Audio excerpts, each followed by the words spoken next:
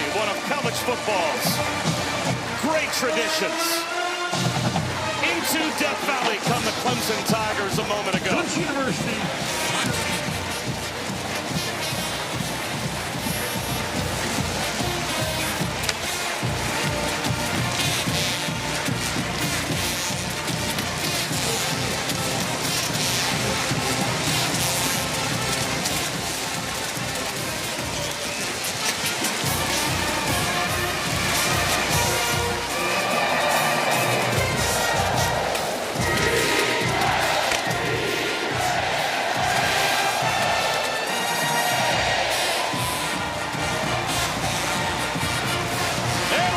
You to ESPN College Football presented by ServPro.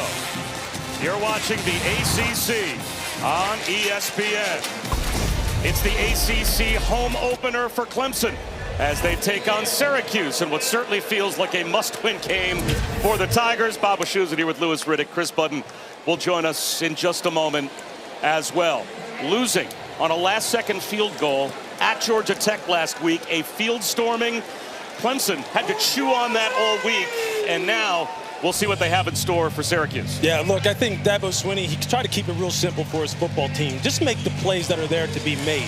He feels as though the coaching staff is putting them in position to win football games. If it were not for a couple plays, maybe they'd be undefeated right now. But he needs that to start with Cade Klubnik.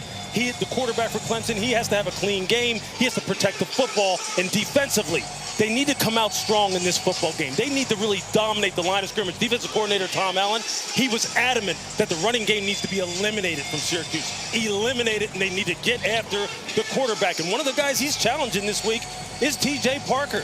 They're do-it-all, everything defensive end who needs to, in this football game, make sure that Steve Angeli, the quarterback for Syracuse, one of the hottest throwers in college football, recognizes who number 3 is, and number 3 says to him, I'm going to be here all day long.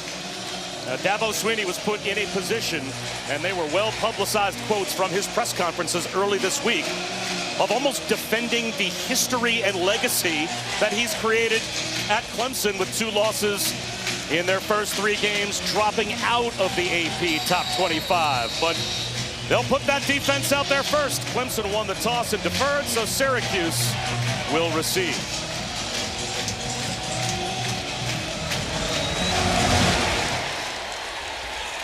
And it will come out to the 25-yard line.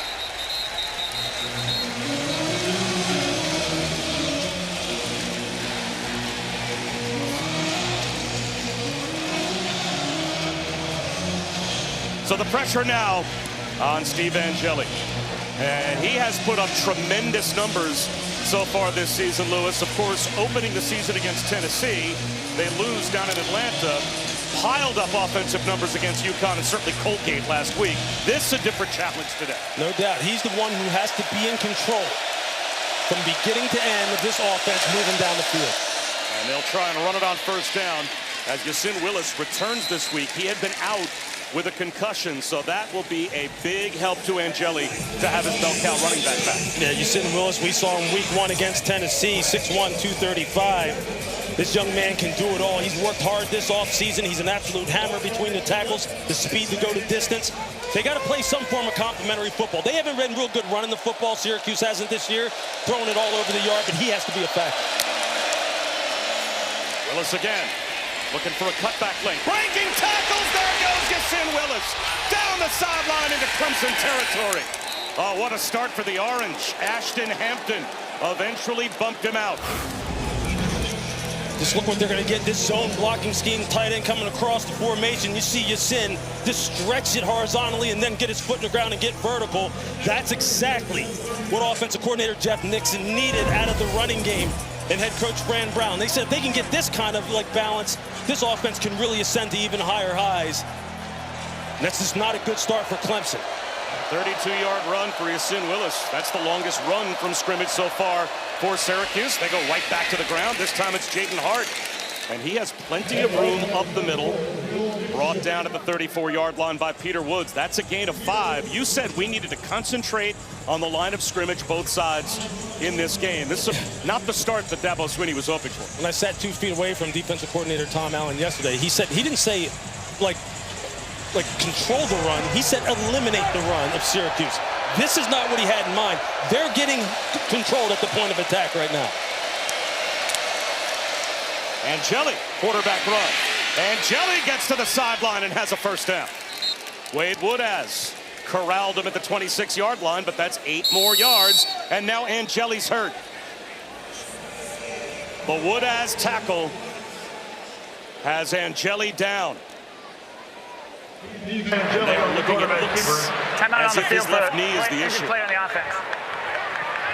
It looked like when Wade tackled him, fell right on top of the back of his legs. You just hope the young man is okay.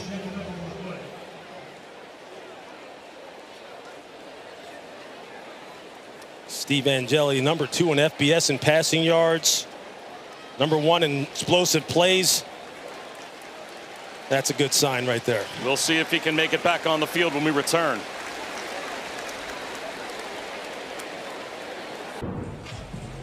Bob Wischusen and Louis Riddick, Chris Budden back at Death Valley.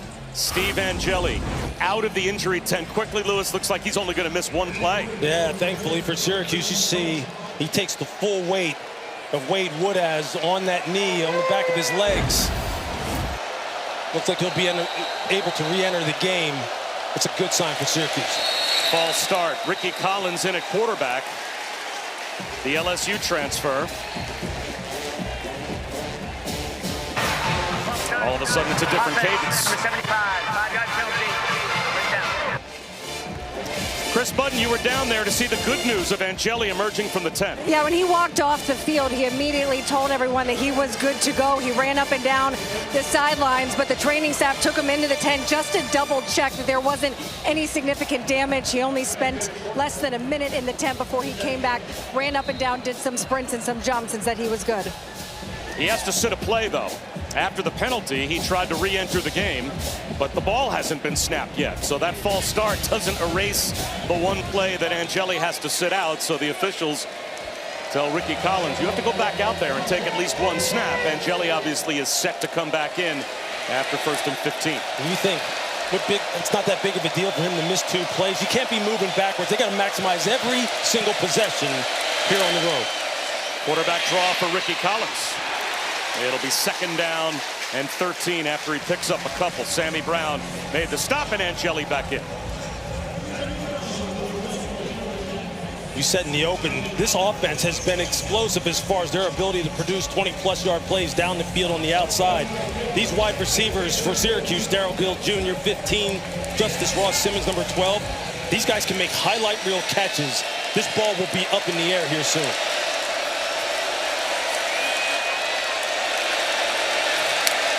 Blitz coming from Clemson. Angeli's first attempt and a crossing route on time for Jonte Cook. Into the red zone with a Syracuse first down. I mean, it's just man coverage, one-on-one. Jonte Cook in the slot, one of the fastest guys on the team to transfer from Texas. And you just see, once you have space in green grass, this team has the skilled players that can absolutely rip you. You couldn't ask for a better start if you're Fran Brown in the Syracuse Orangemen. 17th trip already this season for Syracuse into the red zone. Although they would like a higher red zone touchdown percentage. They are looking for 7 to start off against Clemson. 2 tight ends in the game. Play action. Angeli, he's got a one-on-one. Climbing the ladder, Justice Ross Simmons. Touchdown. What a start for the Orange. Did we just say that this wide receiver group can make highlight reel catches? Justice Ross Simmons goes 6'3", 210. You're going to see it here. He's just going up over the corner. Ashton Hampton, I believe, number 23. He's just playing basketball. Controls the ball through the ground, got that left foot in. I mean, just look how he climbs the ladder. Look where he's up. Look how high he is in the air, the catch radius that their skilled players have. They've been doing this all year. They did it last week against Colgate. People may have said, hey, well, it was against Colgate. That isn't against a major FBS program. Well, this is a major FBS program right here in Clemson. And if you're Steve Angeli, you're going, we're here to win. And that's how you get it started.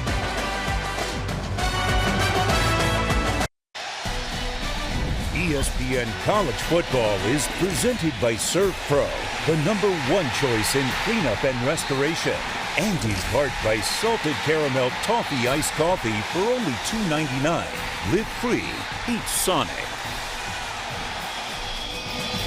Georgia Tech's Aiden Burr from 55 yards out. The fire drill field goal last week for Tech, perfectly executed, and they win it. And that brings us to today's road test, brought to you by Goodyear. What a start for Syracuse. No question, no turnovers on offense. Defensively, get off the field on third down. We're going to see if they can execute there. For Clemson's offense, the wide receivers have to win one-on-one versus man coverage. You're going to see a lot of that from Syracuse. Defensively, eliminate the run game, disrupt the quarterback. Tom Allen said it was imperative. He expected it to see it right out of the gate. That's not what you got. And a surprise onside kick for Syracuse. Perfectly executed, and they steal a possession back. Jaden Noe bunted it forward, and the 'Cuse have the football at midfield. Death Valley is silent.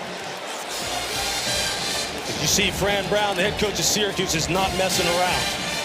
He knows we have to take some chances. We've seen this before already. We saw this. Ruling on the field is that the kick went beyond 10 yards. It was covered by the kicking team. The first down for Syracuse. As a frontline player on the kickoff return team, you have to see the ball come off the tee before you retreat into your blocking assignment to guard against that right there. You are not supposed to move until the ball is kicked, because all that gives them is if you move and start the retreat, that gives them just enough space for the ball to go 10 yards and for them to recover. That's obviously great scouting on the part of Syracuse's coaching staff to pick up that and say, hey, look, let's surprise onside kick them right away. It's under further review to see if the ball traveled to 10 yards before being touched by the kicking team. It certainly looked as if it was a legal recovery past the 45-yard line, but they are going to replay review just to make sure. Fran Brown doesn't seem to be overjoyed with the fact that replay is getting involved. It has to reach the 45 before a Syracuse player can touch it. It just crosses over to 45. It looks like from that angle. I mean, it's right on the line.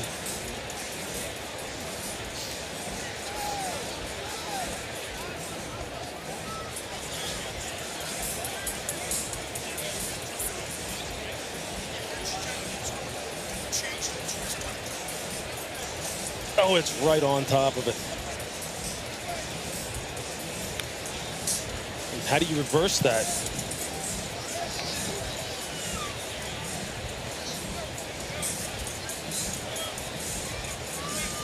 It's hard to get a good look at it from that angle, from the Skycam angle. That's Greg Delane, backup defensive back. Right on there. the recovery, looks like he allowed it perfectly. Yeah, he sure did. After further review, the ruling on the field is upheld. The first down for Syracuse. So Syracuse steals a possession after they go right down the field in a game, Lewis, that you said was kind of almost a test of manhood game for Clemson at the line of scrimmage. Syracuse ran the ball for 50 yards on 5 carries on their first drive. They take the 7-0 lead with a touchdown pass to Justice Ross Simmons, and they steal a possession back. They've got the 7-0 lead and great field position. And Jelly well protected, batted ball at the line. It looked like DeMonte Capehart knocked it down. As we take a look at our impact players, brought to you by Mattress Firm. And Steve Angeli, the quarterback from Syracuse, again, one of the hottest quarterbacks in all of college football, definitely an impact player. Demetrius Samuel Jr., we haven't seen him on the field yet, but he is going to have to play a pivotal role against this explosive Clemson passing attack. Antonio Williams returns a do-it-all slot player for the offense, and Will Held, the transfer from Purdue. What more can you say about him? He's been Clemson's best defensive player this year, hands down. Angeli reaching up to make the catch. Jonte Cook on the quick slant to beat the blitz as we check in with Chris Button. Bob, certainly not the way that Clemson thought this beginning of the game was going to go. Watching the bench, this offense is shell-shocked to the point where Kate Klubnik just had to come up to the offensive line, give them a motivational speech, clap in their faces, and said, it's okay, we still got this, guys, let's wake up. They haven't even had a chance to take the field yet. Antonio Williams waiting to return. He played 5 plays against LSU before he was injured, and has not been seen since, and hasn't seen the field yet. With Syracuse, the surprise onside kick, third down here. Angeli to the sideline. He missed Jonte Cook that time. So now the decision for Fran Brown to make. Do you go for it in plus territory on 4th down and 2? I think with the score already on the board, there's no question that you do. They're playing this game to win it. And you can just see how they're trying to set up their play calls. That time you see the short motion by the running back, Will Nixon, just to see if Wade Woodaz would follow him. They knew it was man coverage. Had a little bit of a rub route at the top of the screen, dialed up perfectly. Interesting call here on 4th down. 4th and 2, Yassine Willis to the right of Angeli. Looks like we got man-to-man coverage again. Play clock at 4. Angeli gets it off. 4-man rush. On the slant, he's got Cook again. Same route. And the same result, a 4th down conversion and a gain of 15. Just watch Jonte Cook on a little return route. He's going to go like he's going on the out and then stop, put on the brakes, and come back inside. And you see Jaden Lucas has no chance. They run hurry up. They'll float it down the sideline for Darrell Gill. And that's an incompletion. It'll be 2nd down and 10. And one of the things Fran Brown, the head coach of Syracuse, told us is that he thought a lot of this game was going to depend upon how his secondary held up in man-to-man coverage. Well, right now, if you're Tom Allen of the Clemson Tigers and defensive coordinator, you're going, how is my secondary going to hold up? Because they have attacked them at their strength. Avion Terrell, one of the best corners in college football, they've gone after him. And there you see him on your screen. They are showing no fear.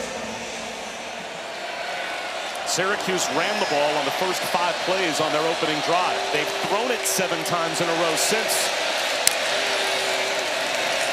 Angeli scans the field, comes back across the middle to a guy that you said has drawn as much of your focus on film as anyone. Dan Villari, a tremendous tight end, and he's got the first down. Yeah, former quarterback. He is just fantastic. Just watch him. He's going to run the same kind of route. Look like he's going to go to the out and then just pivot and come back inside. Against man coverage, when you go against guys who overcommit and then their eyes go back to the quarterback and don't stay on their man, those are the kind of routes you can get open on. Villari's one of the best tight ends in all of college football. Cook in motion. Play action. Angeli, another slam. Down to the 5-yard line. Just as Ross Simmons makes it 1st and goal. Working on Ashton Hampton. Again, the size at 6'3", 210 pounds. You see him just rip inside to get inside leverage and then just use his big body and his catch radius to shield Ashton Hampton from getting in position to make a PBU. I mean, what more can you say? Look, we know it's early, 8:46 and counting in the 1st quarter. If you're a Syracuse fan right now, you're going, we'll take it. Not too bad. And now Syracuse loads up with 3 tight ends. Yassine Willis up the middle. He's got a yard. Down to the 4-yard line. The battle at the point of attack, Bob. That's what we said, that this Clemson defensive front had to dominate it. They have to somebody has to dig deep here. One of these big-time playmakers, T.J. Parker, Peter Woods, Wade Woodaz, number 17, Sammy Brown, 47. Somebody's got to step up here.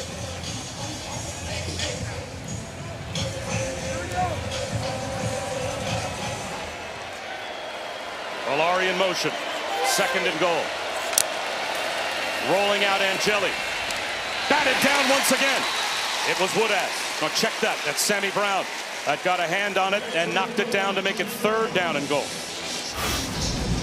Angeli had the receiver, Darrell Gill, open for a touchdown and just didn't see him. Watch him uncover, back of the end zone. He just has to put it on him, and it's a touchdown. Offensive coordinator Jeff Nixon right now dialing up all the plays, all the hits against this Clemson defensive coverage. Key 3rd down. Jeff Nixon's son, Will, in the game, a tailback to the right of Angeli. 3rd and goal from the 4. Angeli, well protected. A batted ball once again, and it falls incomplete. 3rd time that Clemson has knocked one down at the line of scrimmage. That time, Will Helt. They get the red zone stop, and it will be a field goal attempt for Syracuse. Watch Will Helt is coming inside, and you watch him use his 6'5" frame, 6'6" frame, to get his hands up. You can't get to the quarterback, stop your rush, time the leap, match the hand of the quarterback if you can. That's a timely play. Will Held has been delivering for this football team all season long. He delivers again. So Trip Woody, 23 yards out, gives Syracuse the early 2-score lead.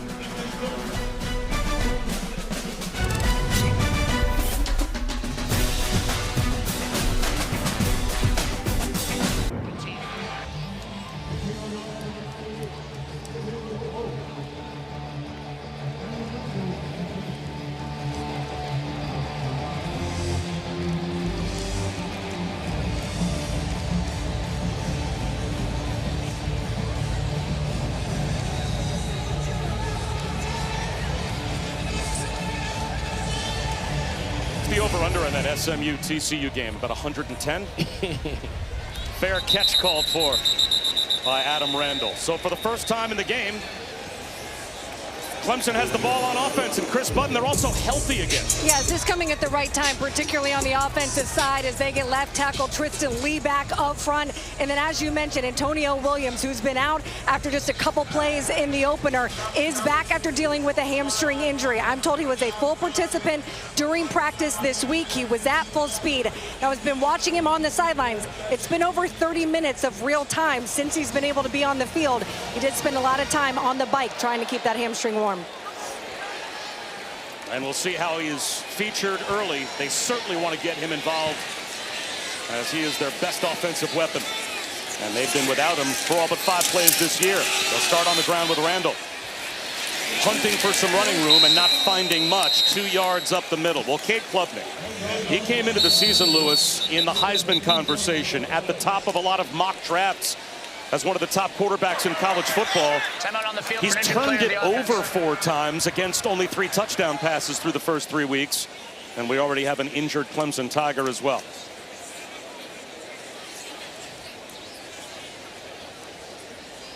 Looks like Walker Parks, the right guard, is injured. Well, Clemson started the season with a game that they said they were a couple of plays away from winning against LSU after being ranked number 4 in the preseason, but a tough luck loss where they could only manage 10 points on offense here at Death Valley. They were down 16-0 to Troy and had to come back from that deficit to get a win. But after the loss last week to Georgia Tech, for the first time since 2014, they have dropped out of the top 25. I mean, that is just hard to believe. I mean, they're experiencing some things that I think as a football program and as a fan base, they just did not foresee. And look, an argument can be made. They're a play away against LSU. They're a walk-off against Georgia Tech. But Dabo Swinney believes that these players have been in position to make plays to where it could easily be 3-0, but as Bill Parcells says, your record is what it says it is. And that's just as simple as that. What has to change for this offense? I think, look, Cade has to be seeing it a little bit better as far as in the passing game is concerned. There are some wide receivers, some route concepts that he's just not seeing properly and not getting the ball to where it needs to be. He needs to protect the football better. They need to run the football with more consistency. You saw that a little bit last week with Adam Randall against Georgia Tech. It was really about consistency of execution within the offense. As simple as that. Antonio Williams is in the slot left. Lubnick looks that way, and there is the first attempt and the first catch. That finds Williams, but he's bottled up. That's a gain of only about 3 yards. Devin Grant wrapped him up out at the 31-yard line. The crowd realizing now there's the first touch of the season for Antonio Williams. 3rd down and 4.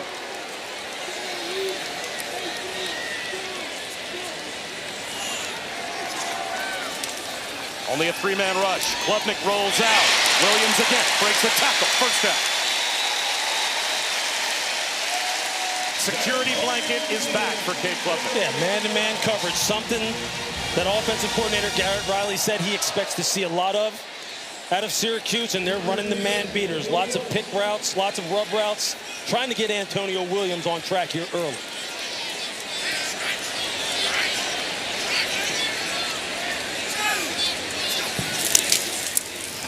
Randall gets to the sideline. He ran his own man over, and a Syracuse tackler as well. And he has a first down. It's a good, tough, physical run by the former wide receiver, Adam Randall, 6'2", 235 pounds. He may have juggled that ball and got it back at the end of that run, but he's been pretty consistent the last couple of games. Yeah, no question, and they need to get him the ball here early and often, establish a balanced attack. This will be a false start as Clemson will move back to their side of the 50.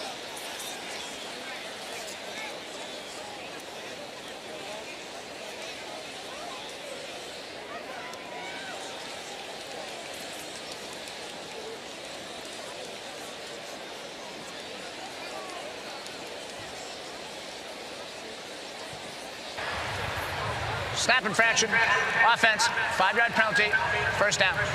So it'll be 1st and 15 for the Tigers. I've been to Death Valley many times. This is as quiet as you have, I think, ever heard it or not heard it. I was just kind of taking it in. Like, there's like a pall over this crowd right now. They're worried. They're like, what is going on here? And those kind of self-inflicted wounds right there, that's not what they're looking to see here. They got to keep this momentum going. Klubnik, empty backfield. Threw it behind Bryant Wesco. So now it's 2nd down and 15. See, Bob, that's an easy throw for a guy of Cade Klubnik's abilities. It's got to be an easy throw. You got to put this on the outside number of Bryant Wesco and let him turn upfield and make some yardage after the catch. It's just off target. And those are the kind of things that Dabo's talking about. Make the plays that are there to be made.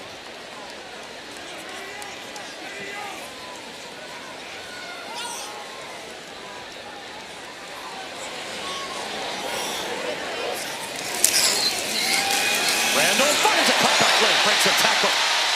Good balance from Adam Randall. He's got 10. So from 2nd and 15 on the ground to make it 3rd down and manageable. 3rd and a long 5. That's a really nice run by Adam Randall. Good blocking on the right side of that offensive line by right tackle Blake Miller. Yeah, here's the money down. This is where Garrett Riley, as you see him there on your screen, calling in the plays to Cade Klubnik. This is where he's got to see it correctly. Identify the coverage pre-snap, make the adjustments post-snap, put the ball on the numbers of the wide receivers, and let these guys go to work. And he has Antonio Williams back in the game as well. Klubnik out of the pocket, backpedaling. Nice fake to keep the play alive across his body. And it is scooped up by TJ Moore, close to a 1st down. He's about a ½ yard short. Klubnik signaling over to the sideline. They not only want to go for it, they want to go for it quickly, but they are now substituting, getting the big bodies on the field. That will allow Syracuse to substitute as well. You'll see TJ Moore. That ball's moving around a little bit.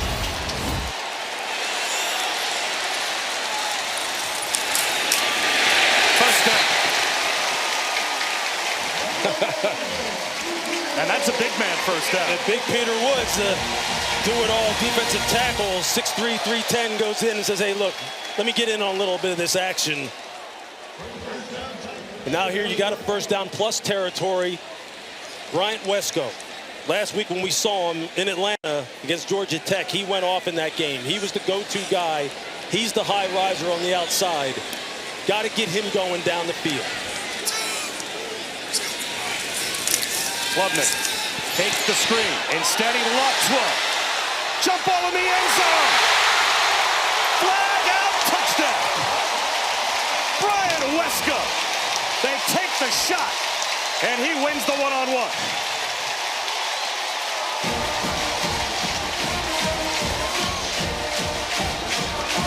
You were saying, Lewis? Sometimes you just pass interference, defense, number 29. That penalty's declined. The result of the play, the touchdown. Sometimes you just get a feel, Bob, for what coaches are thinking, having been out there in these situations a few times. And you're going to see Bryant Wesco. He almost mistimes his jump. But this young man's hand-eye coordination is just ridiculous. He can track that ball as well as anyone. So Wesco's 4th touchdown of the season gets Clemson on the board, and Death Valley is quiet no longer. Syracuse just ran a little corner blitz. You're going to see the corner coming off the edge. And then you can see he's one-on-one against nickelback Barry Buxton. And on the underthrown ball, when you don't have vision on the football, it's a real hard thing to really try and time up the hot eyes and hands of the receiver and punch the pocket cleanly and create a pass breakup.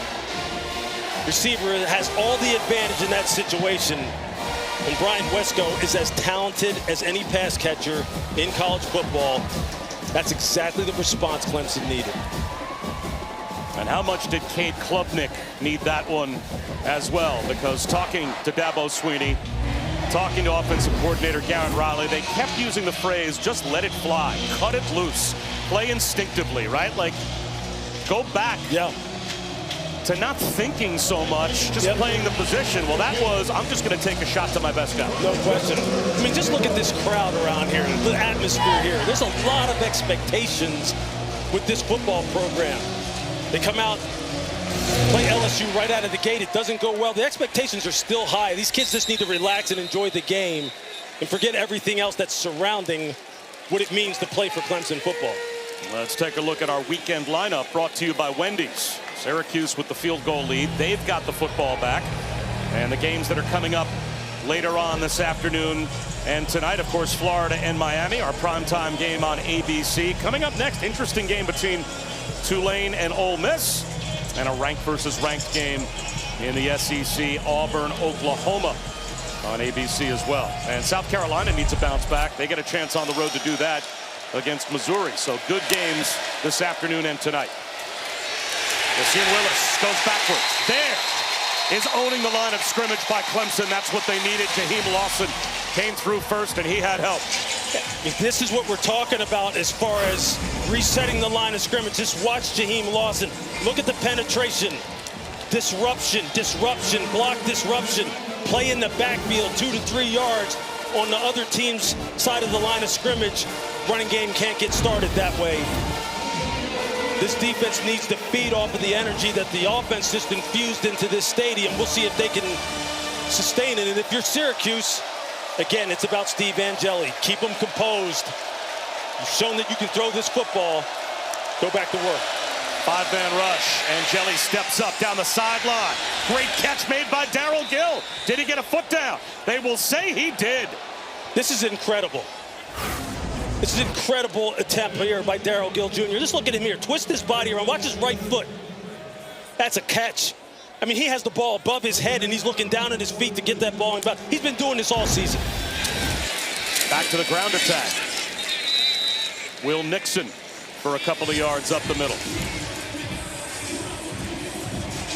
If you're Syracuse and you're Fran Brown, the head coach, this is how exactly you want your team to respond. Don't blink. Clemson's very talented. You know they're going to punch back and not just roll over in this football game. You got to absorb the surges and then continue to push on. What a heck of a start to this game. Counter handoff. And bouncing off tacklers is Yassine Willis. He's got a first down.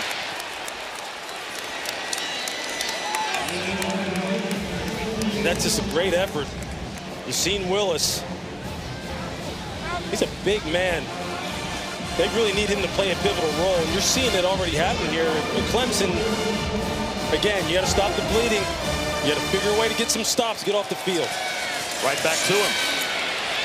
Bobbing and weaving his way, and now carrying tacklers for 11 more yards is Yassine Willis. This is a 235-pound running back, folks. And you see there, he made the player who I have a lot of respect for, safety Ronan Hannafin, number 5, basically just looked like he can't tackle in the open field. Another carry for Willis. And he grinds out 3 more. And we have a player for Clemson losing their helmet. So that is going to force Kobe McLeod out of the game. Already 62 yards on 7 carries for Yassine Willis. Just look at the time of possession already for Syracuse, a team that came into this game throwing the football all over the field. Now it's Will Nixon, just short of the first down. You just see their offensive line are really doing a nice job of getting great body position on this Clemson defensive front and just creating running lanes. Syracuse can go with a hard count here. Instead, they'll snap the ball. And getting outside is Nixon. Inside the 10-yard line, he's bumped out of bounds by Ashton Hampton. That should take us to the end of the quarter. Unless Syracuse keeps it up-tempo. It's 1st and goal at the 9. And it looks like they will let the rest of the quarter clock expire. Syracuse jumped out to the early 10-0 lead. Clemson responds. A touchdown catch by Wesco. A response drive, though, from Syracuse again. Great start after one. Fran, to start the game with that scoring drive and follow it up with a surprise on kick, what does that say about your approach to this game? We got to do everything we can. I think that this football team we're playing is one of the best teams in the country. I appreciate it. Yeah, we want to keep that quarterback off the field as much as possible. Thank you. Thank you. Well, if Clemson is indeed one of the best teams in the country, if that's the way this season plays out, it's a great sign for Syracuse because they are going toe-to-toe with Clemson. And we start the second quarter with 1st and goal. Bob Shoes and Lewis Riddick and Chris Button here at Death Valley. Steve Angeli, handoff Nixon at the 5, freeway into the end zone for another Syracuse touchdown. The Orange have their 2-score lead back.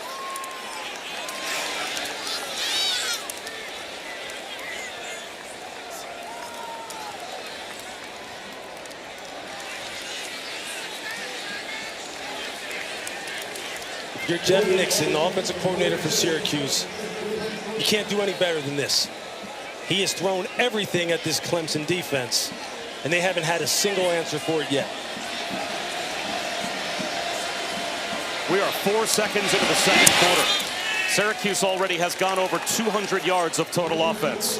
And they've run for 107 yards in a game, Lewis, where you said this was about the line of scrimmage for Clemson. And we said here, it was about Steve Angeli making good decisions both in the run and pass game. Here on the zone read, watch what he does. He just reads T.J. Parker coming off the edge.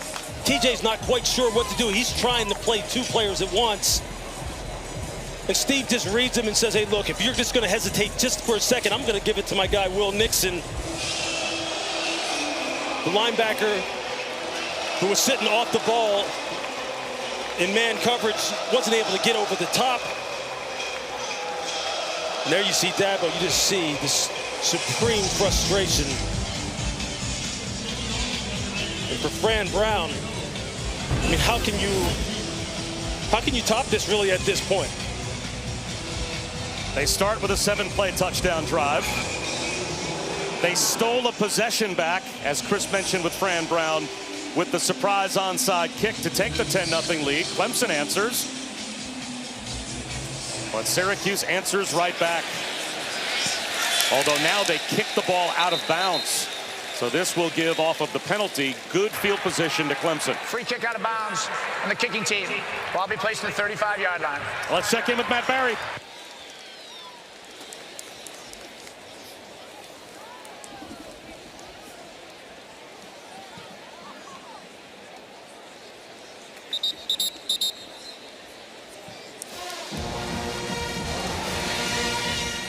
Low. That's very low for that game. Although right now it's playing to it. Now Clemson needs a response again. As Cade Klubnik threw one deep to Bryant Wesco on their last possession, but now they find themselves right back in a 10-point hole.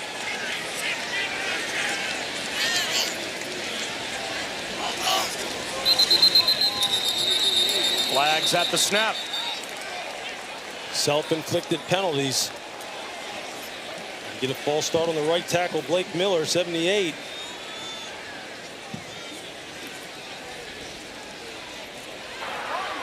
Delay of game for disconcerting signals on the defense. 5-yard penalty, first down. Maybe that's why he moved. See, sometimes, Bob, you know, you just kind of like maybe hold your water, don't try to predict everything. You know, but I mean, you saw the right tackle. He was trying to, he moved. But yeah, defenses try to do everything they can to try and get an advantage. You see Fran Brown arguing, saying His guys didn't do anything wrong. So it's 1st and 5. Randall to the 50-yard line and to the 45 of Syracuse before he's finally brought down by Cornell Perry. 15 yards for Adam Randall. He just gets more and more comfortable with every carry that he is able to execute in the live 11-on-11 situations and game time situations, and Adam Randall is a fantastic looking prospect. Play action for Klubnik. Floats one across the field. Almost pulled in by TJ Moore with one hand. Tracked by Chris Peel. That man-to-man coverage that Syracuse continues to use. You see, he tries to get that right hand up, can't get two hands up. Chris Peel, the corner for Syracuse, been playing some good ball over the past couple of weeks. These corners are going to be on an island a lot against this fantastic receiving core of Clemson. Some nice individual matchups. Trotting on the field late is Dennis Jarquez as Clemson substituted, so Syracuse given the ability to substitute as well. Swing pass to Randall. And that time he loses yardage. Really nice one-on-one tackle by Devin Grant.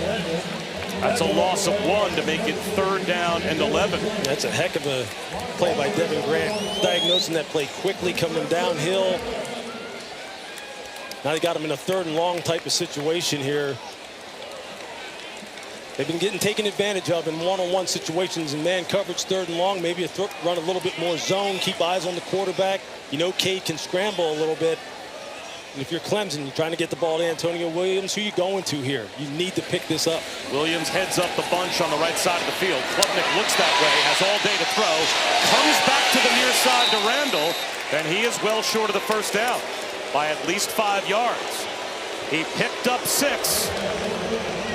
And let's see if the punt group comes out for Dabo Swinney. Jamie Tremble, the tight end turned linebacker, came up to make the stop, and they love the progress he has made at linebacker.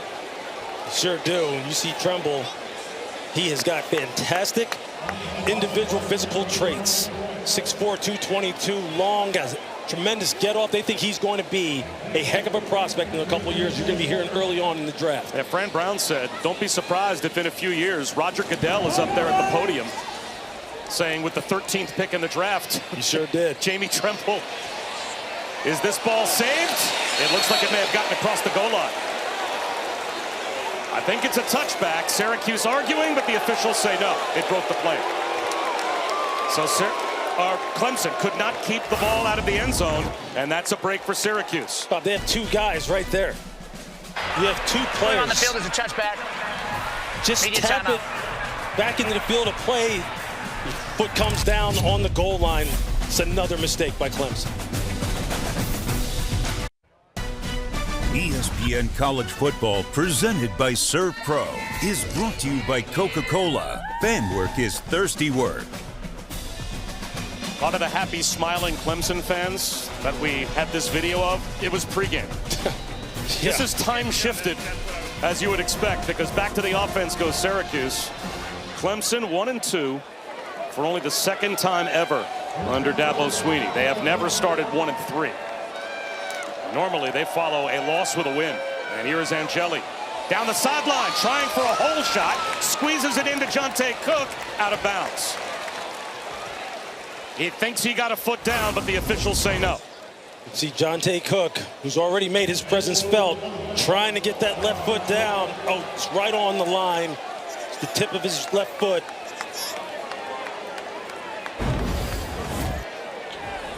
We'll see if replay buzzes down to take a closer look, but that first shot that we had seemed to be an accurate call.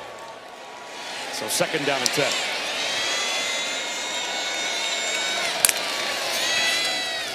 Angeli sidearms one, and that's pulled down out with a flag down in the offensive backfield. Jonte Cook makes that catch, and Angeli, I think, was roughed by Jaheim Lawson.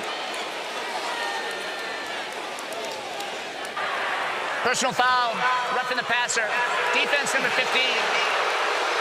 15 yards to the end of the run, automatic 1st down. You're going to see Jaheim Lawson, number 15, coming off the end.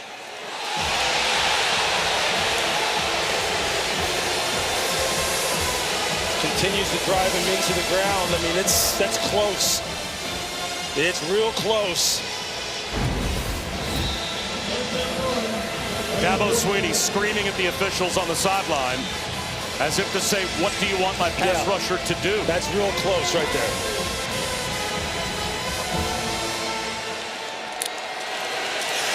You've seen Willis. A flag thrown behind the play after a 2-yard gain. Cade Denhoff made the stop for Clemson. Holding. Offense, number 76. 10-yard penalty. First down. Well, Chris Budden, you're down there amongst some unhappy Clemson fans. Yeah, you can hear the boos. Right now, it's more pointed at the officials than the team, but they have been. I was standing right next to the Clemson defensive line bench, and they were hearing it from a group of fans that are literally right behind the bench, ridiculing them. All week, Dabo Swinney has tried to tell his team, block out the noise. That's one thing when it's social media. It's another thing when it's fans 10 feet behind where you're sitting. Well, they have Syracuse backed up now, 1st and 20 after the holding penalty.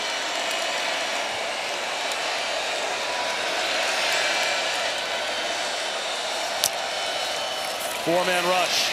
Angeli underneath to Villari. Picks up 6. Avion Terrell made the stop for Clemson. Syracuse is looking really poised as far as what they're trying to get done here offensively. Mix it in the run very well. Zone scheme, gap scheme, getting that big running back. You see Willis going downhill. You see Fran Brown there. They have a nice plan coming into this football game. Angeli off play action, extending the play. Now he's going to tuck it under and run and gets tripped up at the line of scrimmage by Will Help, who continues to make impact plays on the defensive line for Clemson. He's been their best defensive player. Just watch him come in here with the bull rush, and then you just see the effort. He dispatches Dan Villari. Eventually just runs him over, gets pulled to the ground, gets up off the ground, continues to pursue Steve Angeli. That's exactly what they talk about with this guy. He's giving them everything they could possibly want out of a transfer coming in here at defensive end. Needs to come up here big once again. Purdue transfer, part of a 1-11 team last season. 3-man rush on 3rd and long. And still off the back foot. Angeli has his check down, and Will Nixon flags down in the offensive backfield again. Did they rough Angeli again?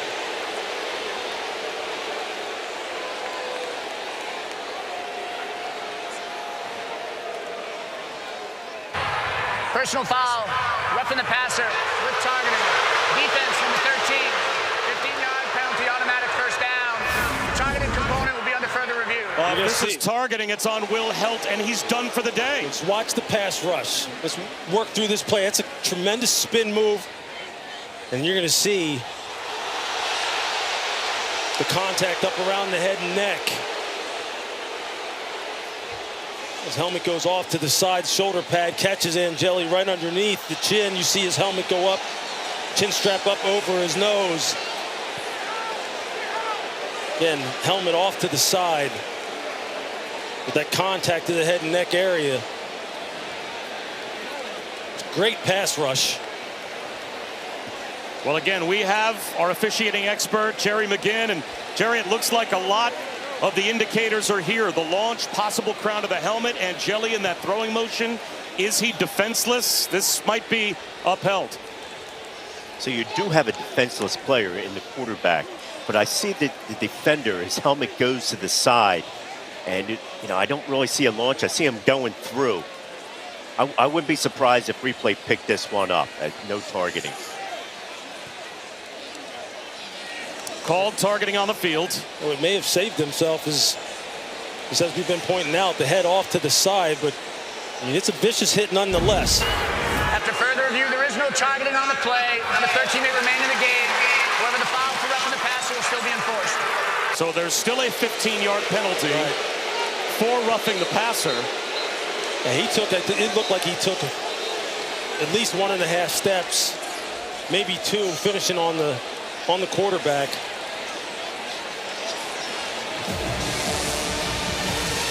Forcible contact to the head and neck area of a defenseless opponent.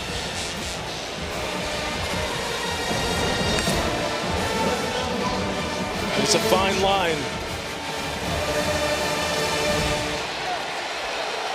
For Syracuse, you're on the move once again. Two big personal fouls called against the Clemson defense on this drive. Yacine Willis keeps the ground attack going for Syracuse. He's got 4 more yards right up the middle. The interior of this Syracuse offensive line doing a nice job of just getting good body position and creating seams for Willis to use his instincts and his quick feet and just pick up 3, 4 at a time, chew up that clock, keep Clemson off the field.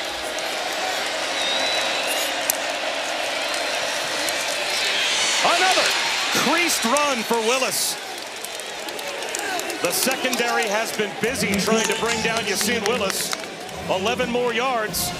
And that is the 10th offensive play of 10 yards or more, Lewis, here in the first half for Syracuse. Just watch the blocking here at the point of attack.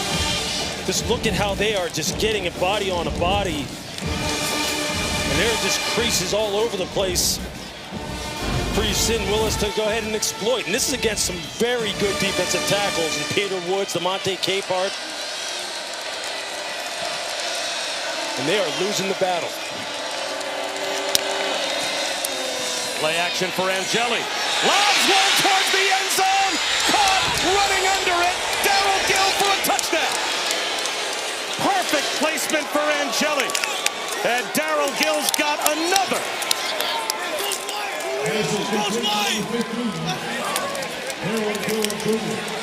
That's just beautiful execution. The slot fade is what they call this. You see Gill Jr. beat down, gets the ball, secures it, gets 2 hands on it, never moves. As the saying goes, that one's good on Sundays. It sure is. There were 5 Syracuse receivers last season that had at least 500 yards receiving during the year. The only one they brought back was Darryl Gill. They get the matchup that they want. Darryl Gill Jr. against Ricardo Jones, the safety. He never has a chance. He's pulling away the entire play.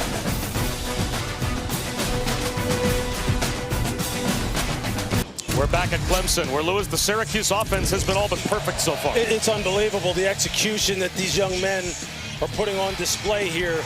The wide receivers, the size on the outside, starting off with Justice Ross Simmons, and then Will Nixon, the son of the offensive coordinator, Jeff Nixon, for Syracuse, gets in on the party. And then the guy who's been making highlight plays all season long, Darryl Gill Jr., 6'3", 190. This shows you put a safety on me one-on-one, that's disrespectful. I'm going to take that every time. Now, the last touchdown drive, the 3rd already of at least 75 yards. That was helped out by 2 roughing the passer penalties. That was a big reason why Syracuse moved the ball down the field. Having said that, though, that's still 3 long touchdown drives against this Clemson defense. And we take a look at the Taco Bell Live Más student section. Only one student section can claim the title of Live Más Student Section of the Year. Who will take home the trophy this year? Bob, I can only imagine the message that defensive coordinator Tom Allen is going to have for his defense at halftime. What would you say? Well, we can't say it on air here, but I'm telling you, this is the exact opposite of what he said he expected. Not that he wanted, but that he expected. This has this whole stadium just shocked. Lovnik off play action. Floats one, and running under it. Now to about the 30-yard line is TJ Moore. He picks up 6. Well, Tom Allen's in his first season as the defensive coordinator at Clemson, because last season they were number 69 in total defense, after being a top 10 team in the country in total defense 8 of the previous 10 years. They dropped to 69th. Tom Allen comes in. Now they're not in the top 75 so far this year. This is an unbelievable performance by Syracuse so far in this football game. Screen out to Wesco, and he goes backwards. Another tackle for Devin Grant, and it'll be third down. You see Devin Grant just blows past the block attempt in the slot from Tyler Brown and just blows up Wesco. We got to talk to Devin Grant a couple weeks ago before Syracuse took on Tennessee to kick off the season. What a great kid to talk to. They have a bunch of great kids on this football team, and here's Kate Klubnik, third and long again. Syracuse shows blitz, empty backfield. Klubnik audibles. Still time on the play clock. Syracuse backs out. They rush four. Klubnik still has to spin away from the pass rush. Running to the sideline. Out of bounds. Nowhere to throw the football. Bumped out by Demetrius Samuel. It just looked like but it's going to be a 3 and out. And there you see maybe a little bit of a protection mix-up. Syracuse showed like they were coming with maximum pressure and then dropped out and played coverage. And the left tackle, Tristan Lee, just turns loose a rusher off the edge. And Klubnik has to run for his life. Every call that Syracuse has made so far seems to be working. They are locked in to what Clemson's trying to get done. And it's reflected in the score. Second youngest player in college football, Demetrius Samuel, with a fair catch at his own 25-yard line. Syracuse has the ball and a 3-score lead.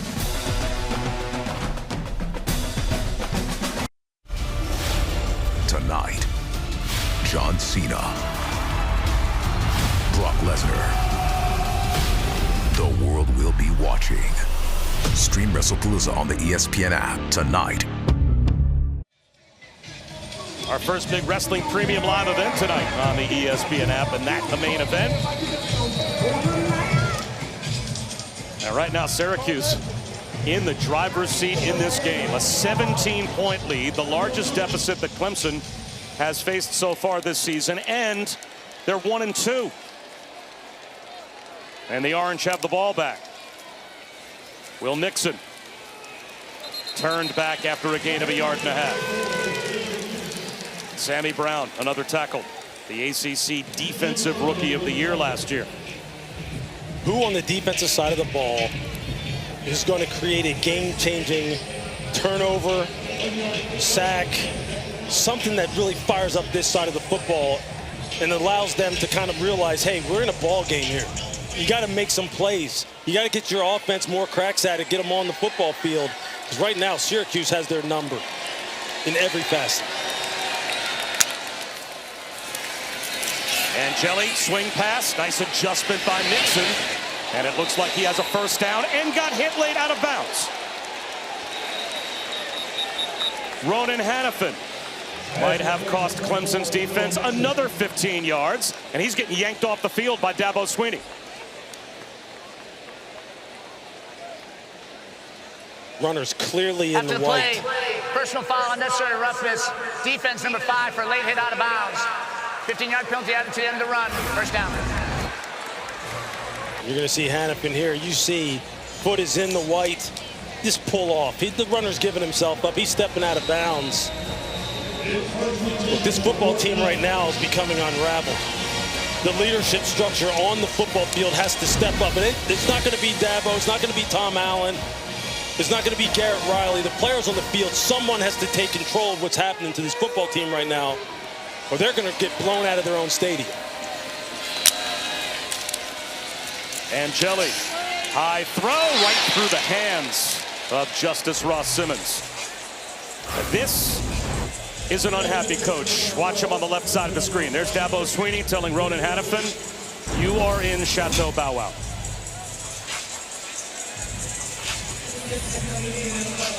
This is a situation again. This has to be corrected from the inside out. Meaning the guys on the grass right now inside the white lines. Coaches can yell, do all the things that they want to do. The players have to take it upon themselves. Somebody has to step up here. Angeli to Villari. And he's very close to a first down. Dan Villari, of course, was a quarterback in Michigan and then came to Syracuse as a quarterback, but was eventually convinced by the coaches to become a tight end. And now he has great chemistry with Angeli as they'll try and sneak it on third down and short, but the play blown dead at the line of scrimmage A flag in the backfield. Offense, number 6. 5-yard penalty. 3rd down. That's a big call on Yasin Willis because instead of 3rd down and about a foot, now it's 3rd down and over 5. Just takes a slight step forward. Little miscommunication as far as what the snap count is going to be. You see Yasin here on your screen. Just watch him. You just see it. Just takes a slight step forward with that right foot.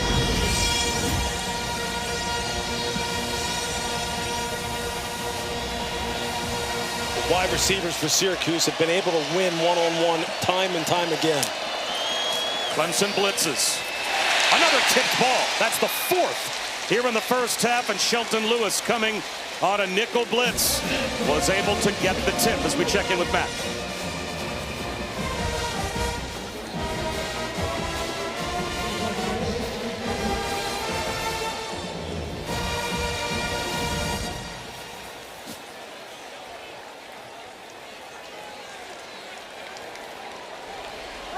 Well, here it's 24-7 Syracuse, and they're going for it. At least it would appear. Let's see if they actually snap the ball or if this is a hard count on 4th down and a long 5. Fran Brown pushing all his chips in. Play clock winding down. They are going for it. No, check that. The pooch punt. And Jelly. It's pretty well done. Very well done. So Clemson has the ball back, but inside their own 8-yard line. Today we've got 2 big games on ABC and the all-new ESPN app. In the SEC at 3:30 Eastern, Auburn will take on Oklahoma. And then it's SEC, ACC, and the interstate rivalry game tonight down in Miami as the Canes host the Gators. Some big-time matchups coming up this afternoon. We've got maximum intrigue right here, though. I mean, this is just something that I don't think anybody foresaw. We saw a tough competitive football game, but not this kind of score. 106 total yards. Randall up the gut. Good start to this drive for Clemson. They have all 3 of their timeouts. They've got the 2-minute timeout. They've got 5 minutes on the clock. So they have plenty of time to put a drive together before halftime. Make the plays that are there to be made. Don't look at the scoreboard. Just execute the offense. That's got to be the message coming from Cade Klubnik in the huddle. Klubnik swings one out to the edge. E.J. Moore's got a 1st down. They were down by 16 in this building against Troy a couple of games ago. Came back and won the game. Scored 27 in a row. They were down by 13 last week at Georgia Tech. Did come back to take the lead. Although, Lewis, they would eventually lose that game. But this is the biggest deficit they have faced so far.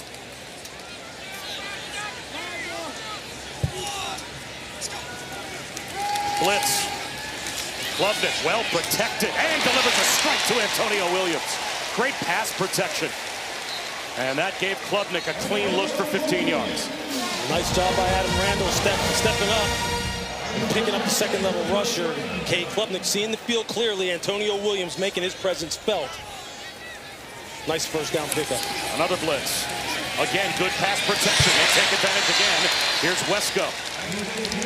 Right at the 1st down line to gain. The officials say he got there. So it's another Clemson 1st down. And for the first time, we're seeing some rhythm out of this Clemson offense. Again, just make the plays that are there to be made. Garrett Riley making some nice calls as far as going against this man-dominant defensive scheme that Syracuse likes to employ. They've got the weapons on the outside to really get some chunk plays here down the field. It's consistent execution.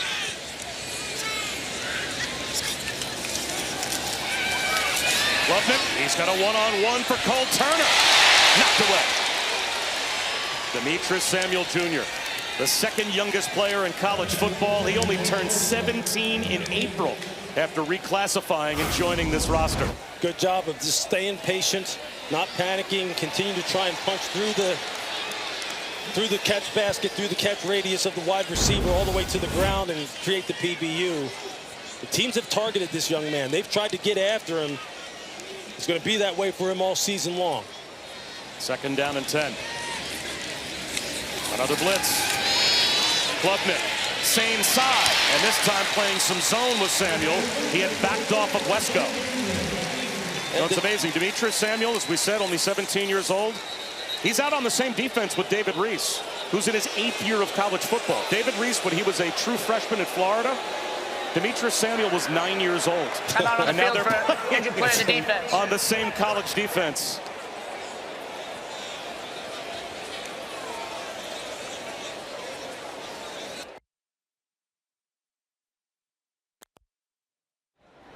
And speaking of David Reese, I think that's Reese that might be down.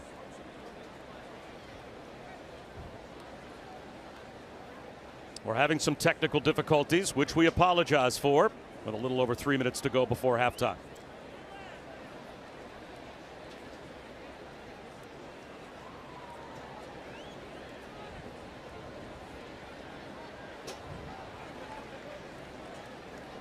Let's take a look at this week's college football rankings brought to you by Goodyear. The top 2 idle in the Big Ten, as is Georgia and Texas A&M. Towards the bottom of the screen, of course, Miami and Florida will play on ABC at 7:30 Eastern tonight. And the Oregon rivalry game later on this afternoon as well. Those Miami Hurricanes, man. It's a big game for Billy Napier and the Florida Gators. Talented roster, just have not been able to put together consistent performances for 60 minutes of football. It's a heck of an opportunity that they have now against a Canes team that looks to be back.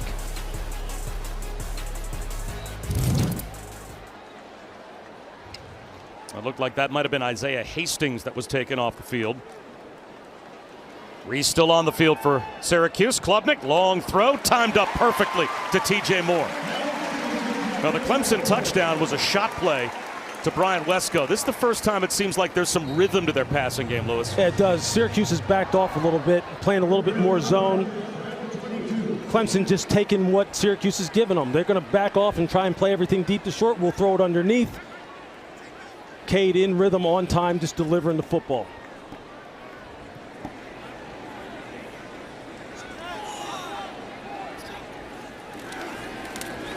Klubnik under some pressure. Incomplete. Tried to fit one into TJ Moore with a blitz coming to his left. Syracuse went back to the man coverage look.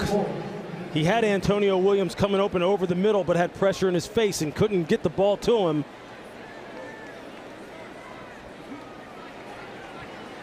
Just kind of like how they're seeing the football field here right now as an offense. They need to cash in here with 7. They've thrown it 7 plays in a row, make it an 8th. Tunnel screen, TJ Moore gets a block, gets free. What a move, inside the 5, first and goal. If they hurry, they can snap it before the 2-minute timeout. Still 2:14 on the clock, and they want to go quickly. First and goal snap, Randall. So that should take us down to the 2-minute timeout. It'll be 2nd down and goal for Clemson. After we step aside, Gary Bryant made the touchdown-saving tackle for the Orange.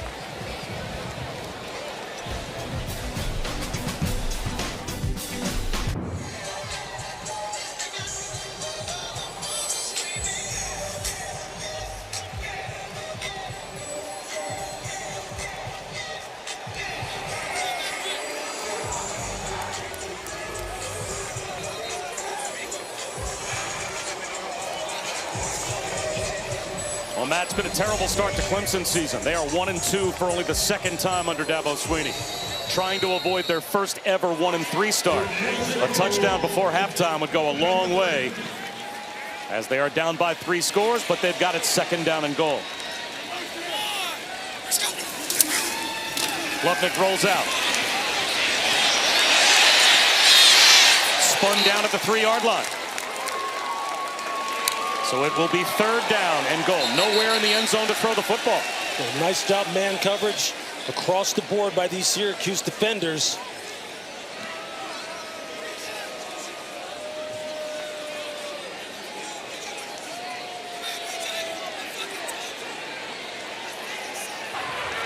After the play, unsportsmanlike conduct, defense number 0 for taunting. After this, we see a little automatic 1st down.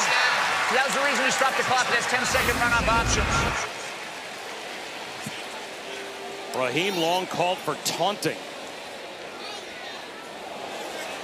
Personal fouls hurt Clemson earlier on a couple of the drives. You see for Syracuse, Fran Brown letting out his safety here about it. He sure is. Clemson has declined the 10-second run-up option. The game clock will start on the snap.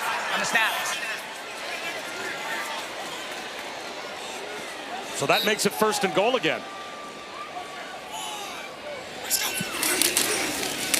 Randall wrestled down inside the 2-yard line. David Omopariola made the tackle at the 1. This defense not making it easy for Clemson to go ahead and punch this ball in here. They've gotten a lot of good penetration off the edges versus the inside run game. Surprised Syracuse is not using their timeouts as Clemson taking the clock all the way down.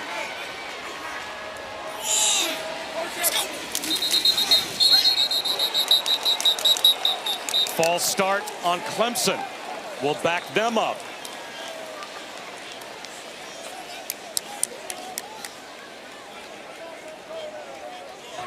False start. Offense number 78. 5-yard penalty. We play 2nd down. Because it's the reason we stopped the game clock under 2 minutes. It has 10-second run-off options. Well, if you're Syracuse, I would think that you would not want the 10-second runoff, right? You probably want to keep some time on the clock for your offense. The way it's been moving the football, absolutely. Although they didn't use a timeout. Syracuse has declined the 10-second runoff option. It'll be 2nd down. The game clock will start on the snap. So Syracuse will keep the 10 seconds. And they also maintain their timeouts with the penalty. So they still have all 3.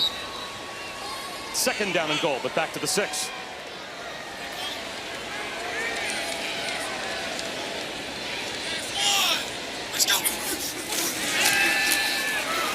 Klubnik all day. Extends the play. Floats it end zone. Scooped up. Touchdown. Adam Randall. Back to his roots. The running back used to be a wide receiver. And he looked like one there.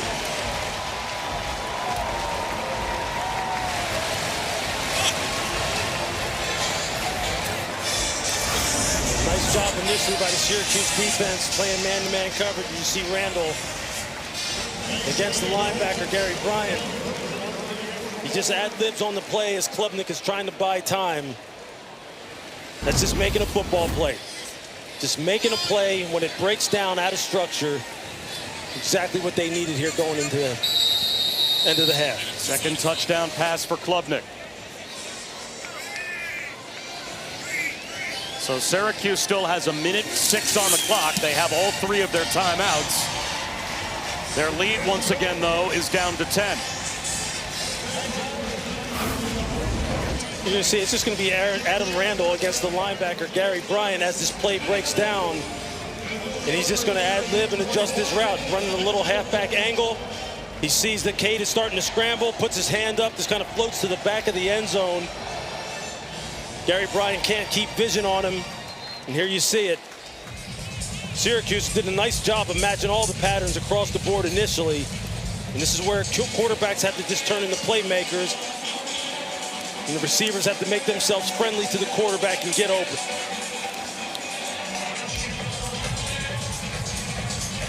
And that caps a 13-play, 92-yard touchdown drive that Clemson needed in the absolute worst way. And they got it.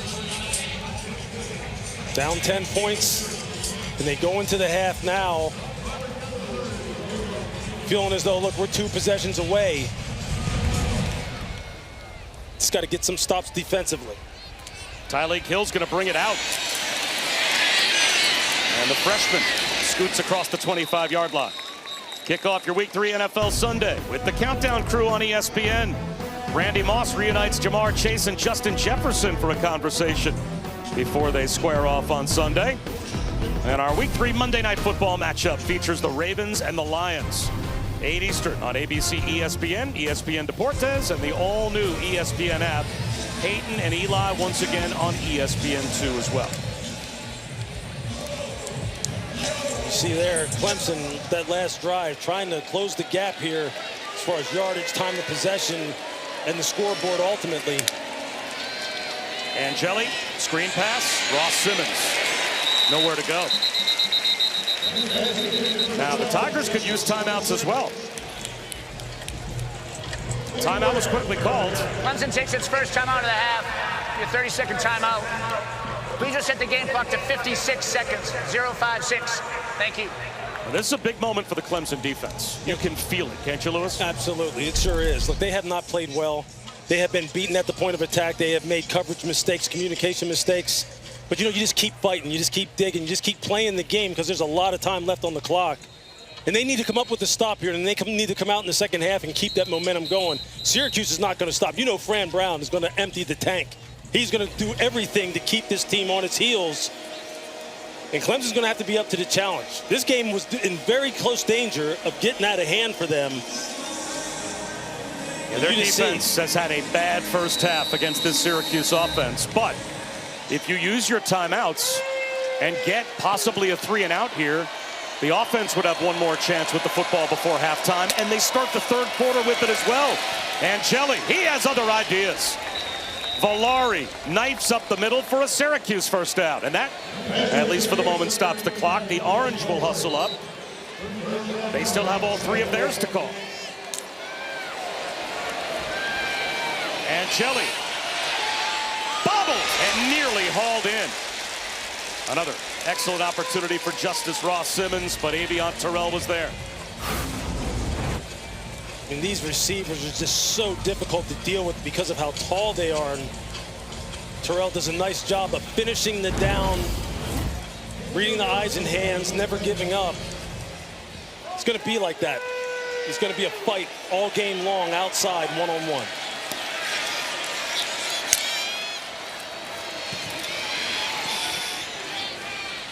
That tackle made on the field of play. So let's see if either team calls a timeout. Interesting down and distance now. Jonte Cook picked up 5. And Syracuse will stay aggressive. They call the timeout with 32 seconds on the clock. Syracuse takes its first timeout of the half. Please just set the game clock to 34 seconds. 034. Thank you. So they're at least trying to get Trip Woody in field goal range if they can before halftime.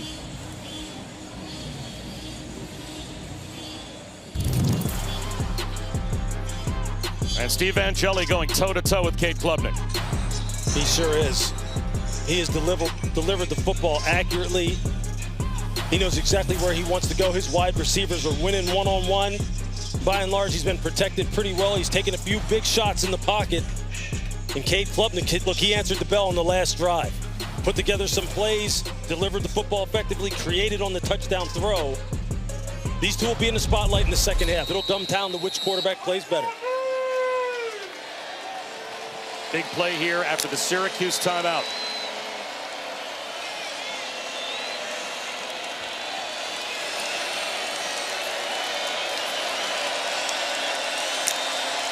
Four-man rush. Angeli steps up in the pocket, down he goes. And maybe Dabo Sweeney now becomes the coach to call a timeout. He's standing next to the official. He's looking up at the clock. Now he calls timeout. Not sure what he was waiting for. Clemson takes its second timeout of the half. Be a 30-second timeout. Please just set the game clock to 24 seconds. 0. Here you see the time to throw for Steve Angeli all game long. I thought this would be a big factor, him getting the ball out of his hands quickly against this pass rush from Clemson. And he has been sure with his reads, sure of where he needs to go with the football. You getting the ball out under 2.5 seconds and throwing it with that kind of accuracy, you are just going to have a tough time being stopped by any defense. And there you see it. Got him sacked once. Again, taking a couple big hits, which do have a cumulative effect on a quarterback. But he has shown nerves of steel. And he knows that this offense rides with him, and he's going to have to deliver again in the second half. Last season, Kyle McCord led all of college football in passing yards for the season. Steve Angeli came into today #1 in passing yards per game, following in McCord's footsteps. Through 3 games, only 2 yards separated the total. Angeli this year and McCord last year. So that'll be a touchback on the punt with 16 seconds on the clock. And Clemson with only 1 timeout left.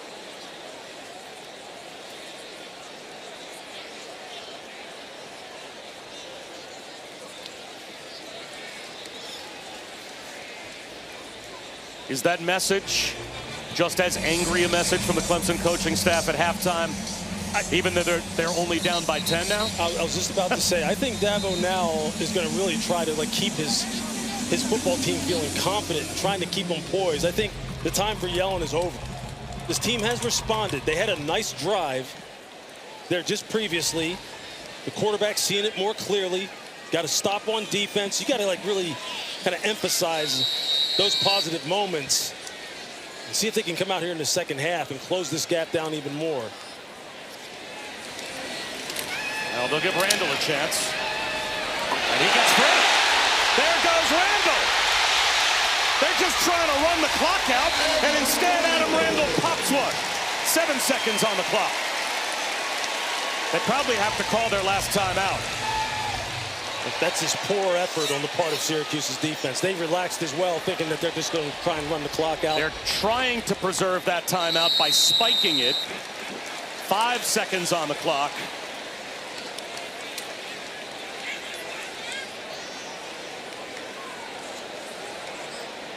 And would they try a field goal with Nolan Hooser here?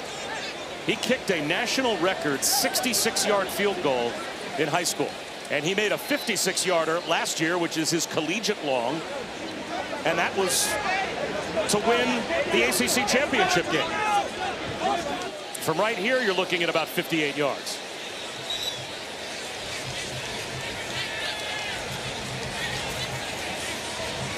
The play clock is winding down with the offense on the sideline. They're probably going to have to call timeout. Dabo Swinney will. Not sure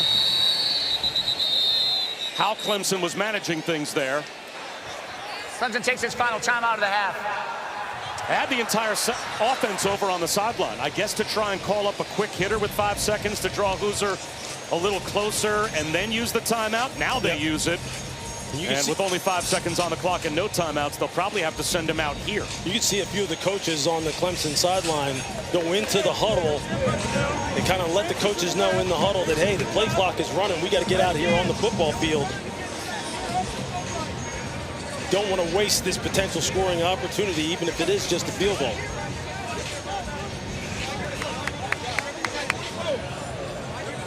Wonder if the wind is a factor here as well. There's some weather near the stadium right now, and the wind is picked up. Flags towards the top of the stadium are pretty well starched in a couple of spots. And it would seem that Clemson is heading towards where the wind might affect the ball once it gets up in the air. So that might have been part of the calculus here for Dabo Swinney. I mean, Hooser's got a great leg, but are they confident he can make one from 58 yards if the wind plays a part?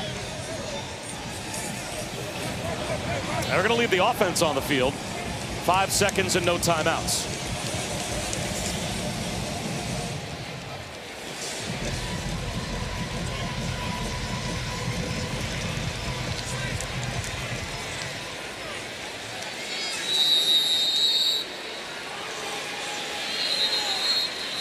And now it looks like Fran Brown will call a defensive timeout to talk things over for Syracuse. Second timeout of the half.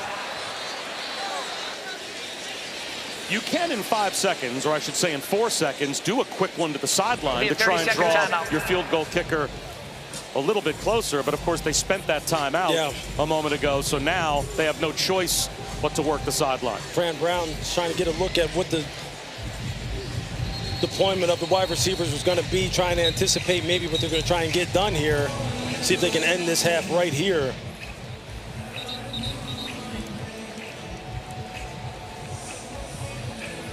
And make sure that you don't get anything thrown over top of you. They'll be plenty deep to make sure of that, and see if you can protect the sidelines as well and prevent them from getting out. How do you do both? How do you protect the sideline and the deep ball? Well, as you see, they got 3 guys deep here as far as the way they're deployed. And then the corners, you got to sit there and tell them, hey, look, keep outside leverage on the widest guys.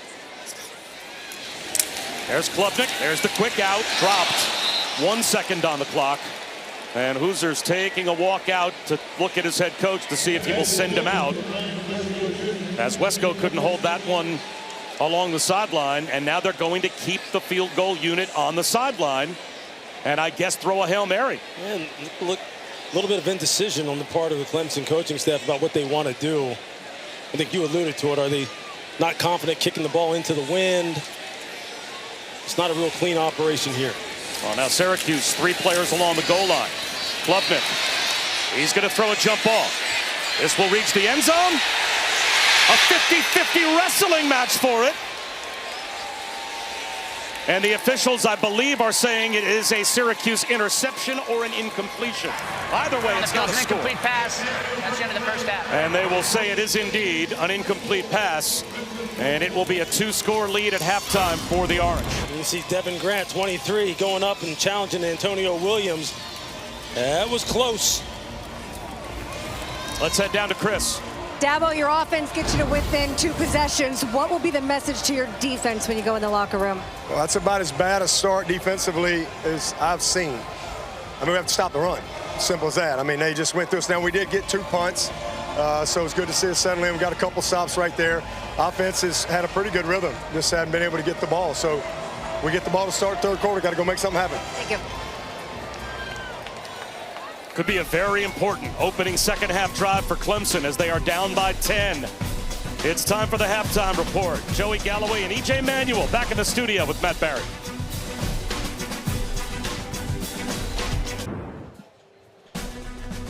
We are back at Clemson, but we have a weather delay. Lightning has been detected within 8 miles of Death Valley.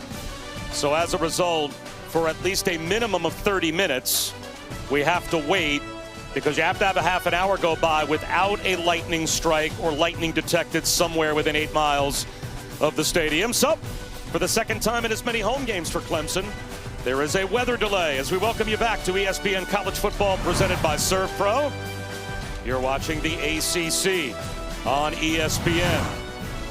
And maybe a little more time for Dabo Swinney and the defensive coaches to chew out their Tigers back in the locker room because Dabo Swinney said it going away before halftime. Bob Shoes and Lewis Riddick, Chris Budden. That was the worst first half he can remember by his defense. Yeah, that was bad. That was bad. There was a lot of poor execution fundamentals in terms of tackling fundamentals that they just weren't executing on. Communication issues, getting out leverage, not keeping the ball boxed in, getting beat one-on-one down the field. It was just really a string of errors. And look, T.J. Parker was one of the people that we highlighted in the open here as being a guy who needed to step up. That's just a missed tackle on Adam Randall on this long run. Here, they are obviously reading him on this zone read look. But then again, he has a chance to make a unique play on the touchdown run to Nixon, and he's just not able to complete it. And you see here, you let a team run for over 123 yards on you in the first half. That's just not going to get it done. It's the first half stats brought to you by Tums. A 300-yard first half on the road for the Syracuse offense. Impressive as we check in with Chris. Yeah, to give you a sense of just the timeline of how this happened, I was standing with Fran Brown when all of the Syracuse players started making their way onto the field, and they were so amped up. Coach Brown patting them all on the shoulder, saying, give me your best 30 minutes, boys. And then by the time the entire field made it out to the sidelines, within 30 seconds, you heard the announcement come onto the stadium. They had to do a U-turn and go back in. A very quiet team as they entered the Syracuse locker room, which is just behind me with all the coaches just reminding them, stay hydrated while you're in there. Bob? Well, Clemson had a 16-point deficit to try and overcome against Troy and the 90-minute weather delay in that game. We'll see how long this weather delay lasts. Clemson will start the third quarter with the football eventually, down by 10, but we're in a weather delay. In a moment, we'll head back to Matt Barry in the studio. After a nearly 1 hour and 40-minute weather delay, we're set for the start of the third quarter between Syracuse and Clemson. Clemson down by 17 at one point, scored before halftime. Will either team have momentum after that long delay coming out of the locker room? We're about to find out. Bob Schusen, indeed, here with Lewis Riddick. Chris Budden is with us as well. Let's first catch people up on what they missed a long time ago in the first half. Yeah, they missed a lot of excitement. Syracuse coming right out of the gate, just putting the ball up in the air. Steve Angeli just throwing some absolute dimes to his power forward, NBA-like wide receiver core, and then the surprise onside kick. I mean, this is the result of great scouting on the part of Fran Brown, the head coach of Syracuse, you see on your screen, and his staff, just putting the pedal to the metal. And then here, Cade Klubnik going up to Bryant Wesco. I mean, that is just what you have to do in order to get your team back going and kind of like infuse some life. But Syracuse, Bob, said, nah. They have been on the play calls the entire day as far as really taking advantage of Clemson as far as their run defense is concerned. And then in the secondary, again, they just continue to put it up. This time it's Darrell Gill Jr. This is a nice job of Cade Klubnik buying time, finding his running back Adam Randall in the back of the end zone. What a back and forth type of game. Ended pretty good. I didn't even know how to judge what we're about to see momentum-wise, right? Like Clemson scores going in before halftime, but that was 2 hours ago, exactly. Basically. And look, Syracuse, a 300-yard offensive first half, but they sat on that for a long time. So as a former player, how hard is it to get it back after you sat for well over an hour and a half in the locker room? Yeah, I've never been through one of those type of situations, to be honest with you. So to me, I think you treat this as a brand new football game. You're just kicking this off. You've spotted a team 10 points if you're Clemson, and you're saying, hey, look, we have to make up a 10-point deficit, and then we got to go to work. Forget what happened. Because right now you're just trying to recalibrate your mind and your body and get yourself going again. It's going to look a little different out here. Maybe everybody doesn't return. You know, the stands may be a little bit emptier. It's going to be a little darker. New ball game. Chris Budden, you had a chance to check in with both coaches, find out how they spent the weather delay. Well, Clemson spent it working. It was a long enough weather delay that the coaches had time to watch the film. They cut it up by the first half. Dabo Swinney reiterated to me how disappointed he was and what he watched after even watching it back. And then they did it with the players, and they walked through everything that they saw in that first half, went to work on what they needed to improve on when they came out in the second half. As for Syracuse, it was more about getting rest and allowing yourself to have enough energy in the second half. They took off their pads, they laid down, and then before they came out here, Fran Brown getting this team re-energized. Well, Fran Brown had a lot of reasons to be happy with how his team executed in the opening half. Dabo Swinney, I guess, probably tried to make his team angry by having them watch the first 30 minutes, which he told Chris going into the locker room at halftime was about as bad a defensive performance as he can ever remember in an opening half since he's been the head coach here. What carryover will we finally have as we start the second half after the hour and 40 minutes plus weather delay? And Adam Randall starts it with a pretty good return out to about the 24-yard line. Cade Klubnik in the first half. Again, ended the first half basically with about a minute to go in the half with a long touchdown drive of 92 yards. They failed to get in field goal range just before halftime, but you have to think there's at least that 92-yard drive to build off of here, Lewis, to begin the third. Yeah, now this is going to be about mental focus and really getting your body like revved up and your mind revved up. And yeah, you're going to take away some of the good things from the first half and learn from some of the bad, but you've really got to restart your clock right here. This is an important drive, especially for Clemson that did go into that end of the first half with some momentum. And a toss to Randall. Ran through contact. Let's see where they mark him out. Close to a first down, and it looks like he got there. A 10-yard gain on the opening play after the weather delay. Remember, 2 games ago against Troy, Clemson was down 16-0, and a nearly 90-minute weather delay was overcome by the Tigers. They came back, scored 27 in a row, and won that game. And it looked just like it's looking right now. Adam Randall really sparked that comeback against Troy. The running game sparked that comeback. And you can see you have a player down on the field. Deion Wilson is down. But they really did get it going in that game against Troy and really reeled off some real nice consecutive drives that ended in points in the second half of that ball game. And you could see Garrett Riley, the offensive coordinator for Clemson, is already putting it into the minds of his players. We're going to tune this thing up right away, and we're going to get in the no huddle. We're going to kind of operate at a fast clip. We're going to see just how awake they are. Wilson last season, appendicitis after week 4, and was out all the way until Syracuse played their bowl game.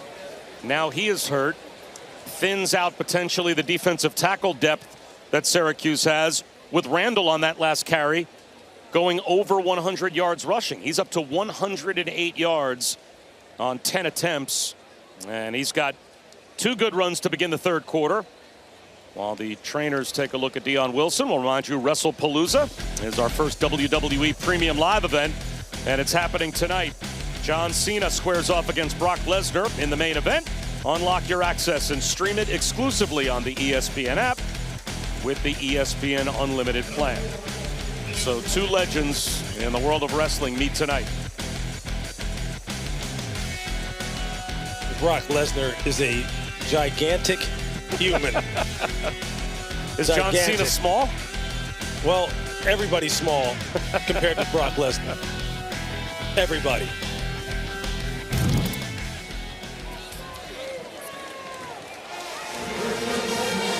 So with Wilson very slowly walking off the field with a limp over to the Syracuse sideline, needing some help to get there. Clemson's right back at the line of scrimmage, ready to go as soon as the officials whistle the ball in for play. And here we go again.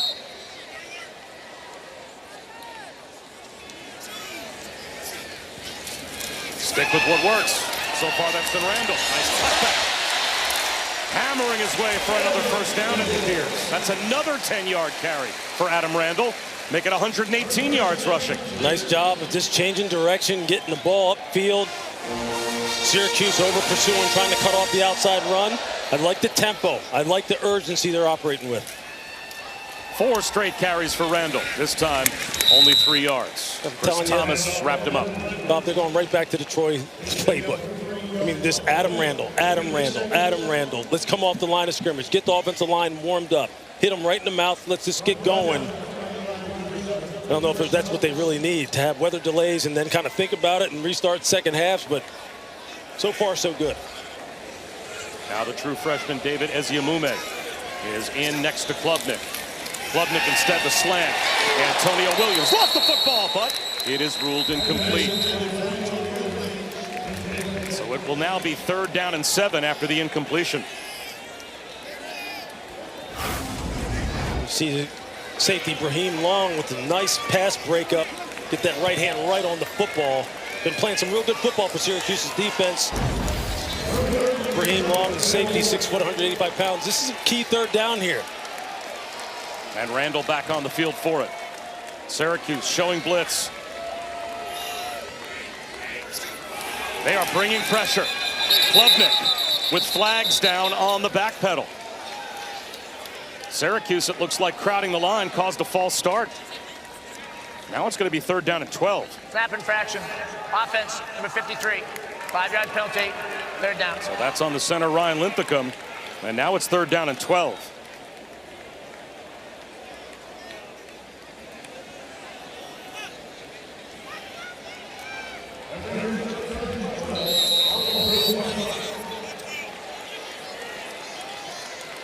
Again, Syracuse shows blitz. Are you bringing heat if you're Syracuse on 3rd and 12? If I am, I'm playing zone behind it, or I'm just bluffing the blitz and have some simulated pressure, exactly what you just got. They did bluff. Klubnik still under heat. Rolling to his right. Fires one to the sideline. Out of bounds. Brahim Long was there in coverage on TJ Moore. So that will force Clemson to punt at midfield. It's a nice job of showing the look, playing some zone behind it, drop it out, playing with good eyes on the quarterback. But safety Devin Grant came awful close right there to maybe committing a personal foul on the quarterback on Klubnik. Kind of went low, was stumbling to the ground. That's a nice series for Syracuse, and what looked promising for Clemson, it just kind of falters. Jack Smith will try and pin Syracuse deep. The end-over-end kick. It's a bit short. It's going to land and take an excellent Clemson bounce, though, at the 10-yard line. It will roll dead. So he got the fortunate bounce, and Syracuse pinned deep, but they've got the lead when we return.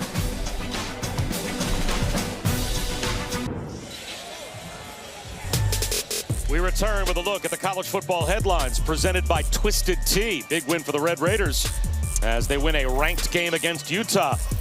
Right now over on ABC, a ranked matchup as well. Auburn and Oklahoma underway and scoreless. And of course, Lewis, later on tonight, see if Florida can pull off the upset at Miami. Miami has won 6 of the last 8 meetings. Yeah, 2 blue bloods going at it. Does any of the momentum from half number 1 carry over for this Syracuse offense? As you've seen, Willis lost a yard, it appears. Shut down at the 10-yard line. Clemson's going to have to provide their own enthusiasm, their own energy. This crowd is materially different. It was packed at the beginning of this football game. The weather delay, some people leave, don't return. You're going to find out a little bit about Clemson's togetherness, their football character, as Dabo loves to preach, and he prides himself on getting high-character guys into this program. We're going to find out here in the second half. And normally, a big ace in the hole for Clemson if they're trying to pull off a comeback would be the crowd, but in stride and jelly, it's Jonte Cook all the way down inside the Clemson 35. The ball popped out, but they say he was down. Shelton Lewis saved a touchdown. Jonte Cook streaks up the middle of the field. Yeah, he lined up in the slot, and Shelton Lewis just got caught flat-footed instead of giving some ground and understanding who you're playing against. You're playing against a speedster. You better get out of your pedal. 59 yards. They waste no time. They go right back to work with a lob. Incomplete. Hoping for Ross Simmons. You got to know who you're lined up against and what your technique can be like relative to the guys that you're going against. You're sitting here and you're squatting on this right here with like a half-turn technique.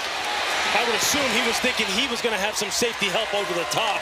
The safety went wide and outside, exposed him down the middle of the field.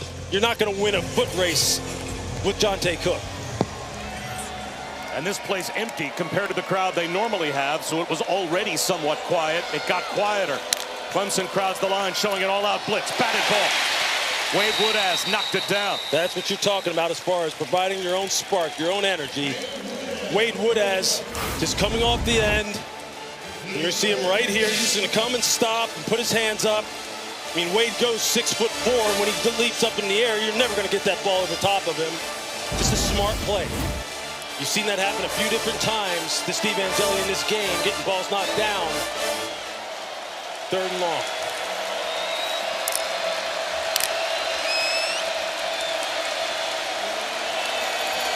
Clemson looking like they're going to pressure as well with like a level look in the back end. All the DBs lined up at the same depth.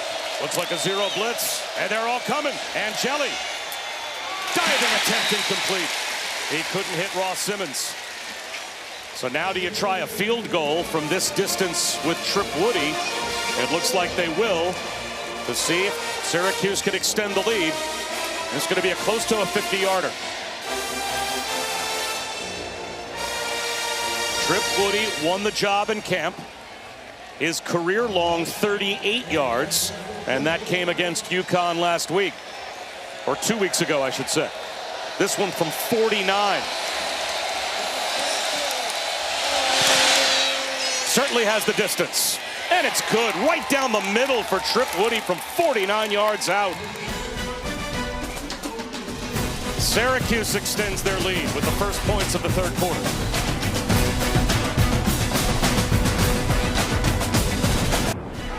ESPN College Football, presented by ServPro, is brought to you by Allstate and the Allstate AFCA Good Works team, recognizing the athlete for their good work Number off the 22, field. the Visit ESPN.com/Allstate to learn more.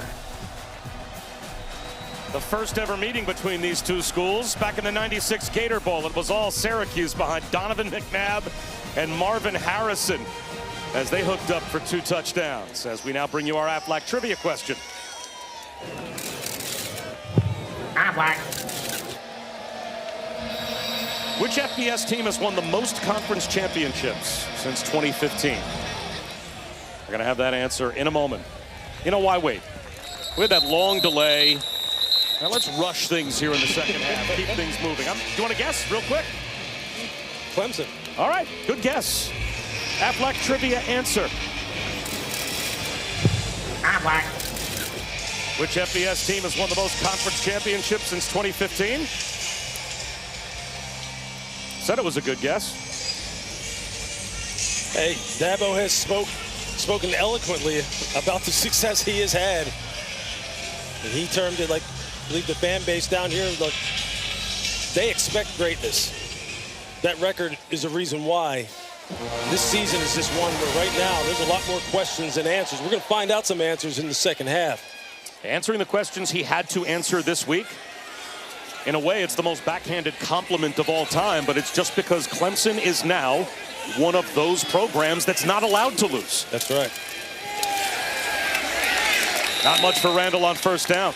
No gain. And as GWES made the stop at the line of scrimmage. Well, Clemson has won more conference championships since the start of the college football playoff area than they have lost home games. Yep. They've got 8 ACC titles. They've only lost 6 games in Death Valley during that same period of time. One, of course, already this year. Will it be loss number 2 at home today? Klubnik on the move, trying to avoid that. Underneath, Antonio Williams. First down. That's the good that Kate Klubnik brings to the table. His ability to improvise, extend plays with his legs, and find the great Antonio Williams, who now limps off the field. And maybe he's just taking a blow. You want to see him continue to play here in this second half because he's off to a nice start. Great rapport with his quarterback. They need his leadership and his production on the field.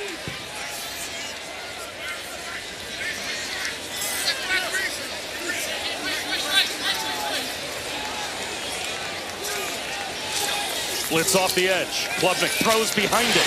Perfectly timed. And it looks to be good enough for another first down to Tyler Brown. Just nice recognition, understanding that the nickel defender coming off the slot to the field. He's going to throw right into it.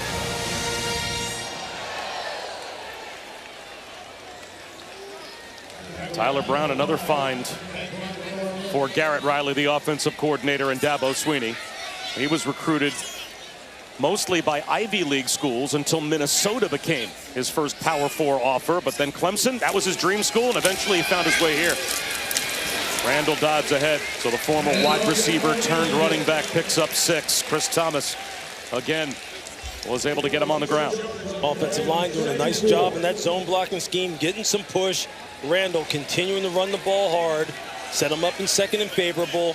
Now maybe you can look to take a shot down the field, get the ball to one of these wide receivers one-on-one on the outside.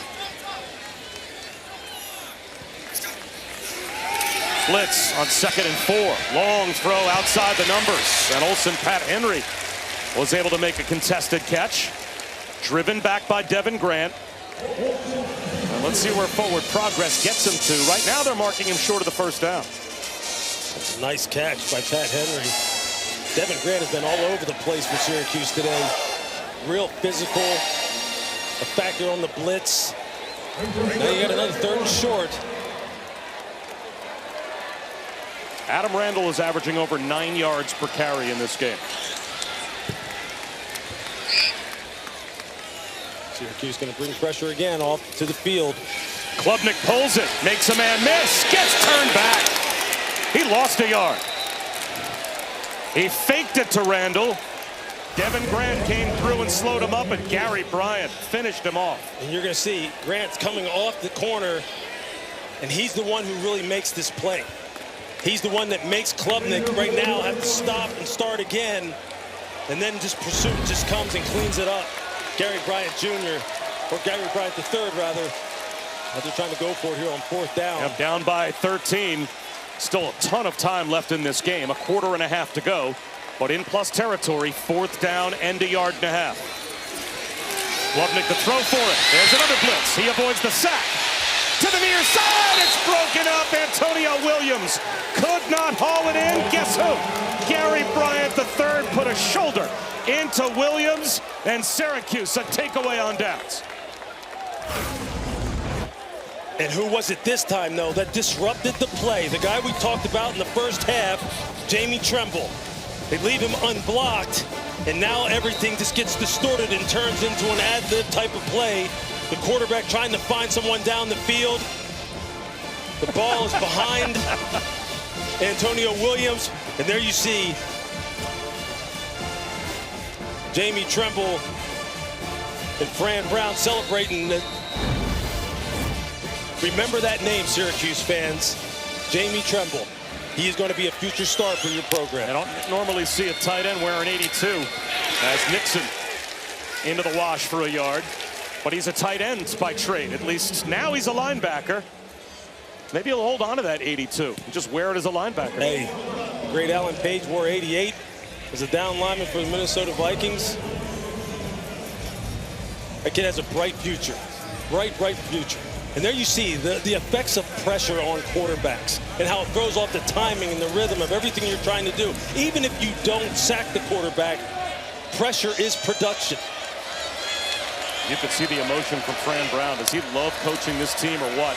Screen to Will Nixon across midfield. 3rd down and 4. So a chance for Clemson to create a 3-and-out. This is where they have to get some stops on defense, and they have not been able to for a good portion, Lewis, of this game. Yeah, they've been so off balance and kept off balance by Jeff Nixon's play calling for Syracuse, the offensive coordinator. The running game has been productive. Angeli's been making good decisions. Receivers making good catches, good run after catch. Syracuse only 1 for 7 on 3rd down, but they haven't had a lot of 3rd downs, and they've gotten a couple of 4th down conversions. That 3rd down conversion, not there, broken up. Jonte Cook had it knocked away by Avion Terrell. Look at the patience Terrell has as he picks Jonte Cook coming up on this motion. Coming off the line of scrimmage, you see he stays square and patient with his feet. Doesn't go for any kind of fakes. Look at, that's perfect DB technique. You see his eyes were down low on his midsection, wasn't going for any head or shoulder fakes. Nice break on the football. That's next level defensive back play. It looks ordinary, but that's high level. Jack Stonehouse to punt from midfield. Bryant Wesco, fair catch signal. Inside the 15-yard line. 2-touchdown lead for Syracuse. Lots of time left.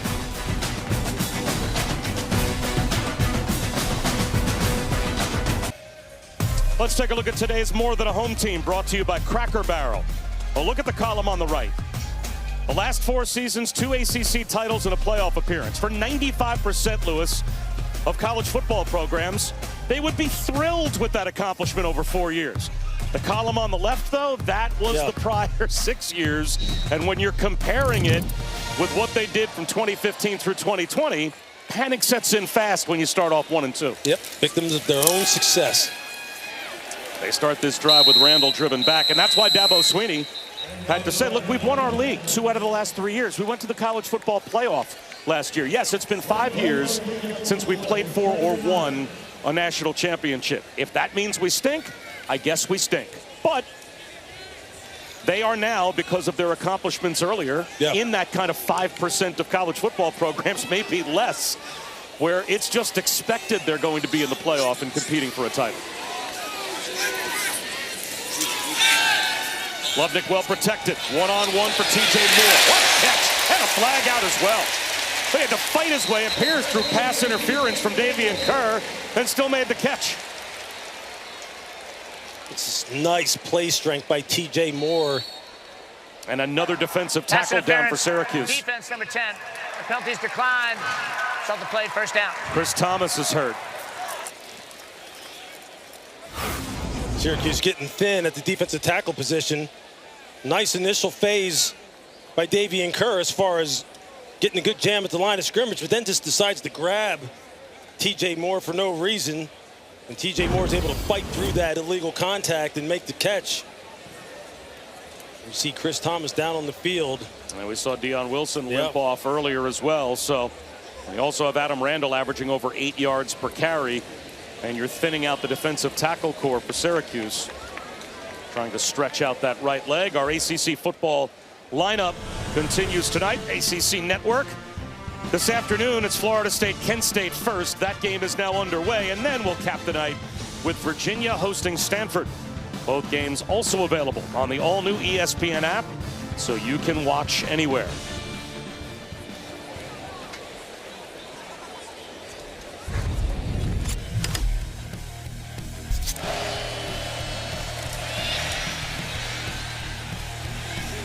Back in the second quarter, that touchdown run from Will Nixon stretched the lead, and then this, an absolute dime thrown over the shoulder to Darryl Gill from Steve Angeli. That made it a 17-point lead at the time for Syracuse. Before halftime, though, Cade Klubnik hooked up with Adam Randall to make it 24-14. And here in the third quarter, Syracuse has added a field goal But Clemson has the ball now at their own 35-yard line. And when they've got Klubnik in rhythm at times, their passing game has looked pretty good. Yeah, it has.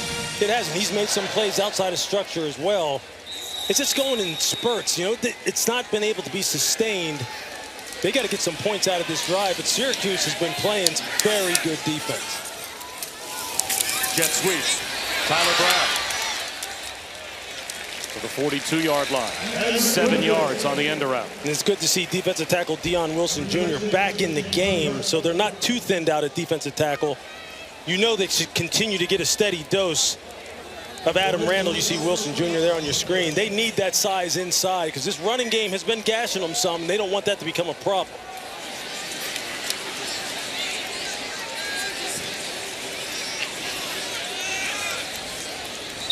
False start. David Reese immediately pointed at the right tackle, Blake Miller.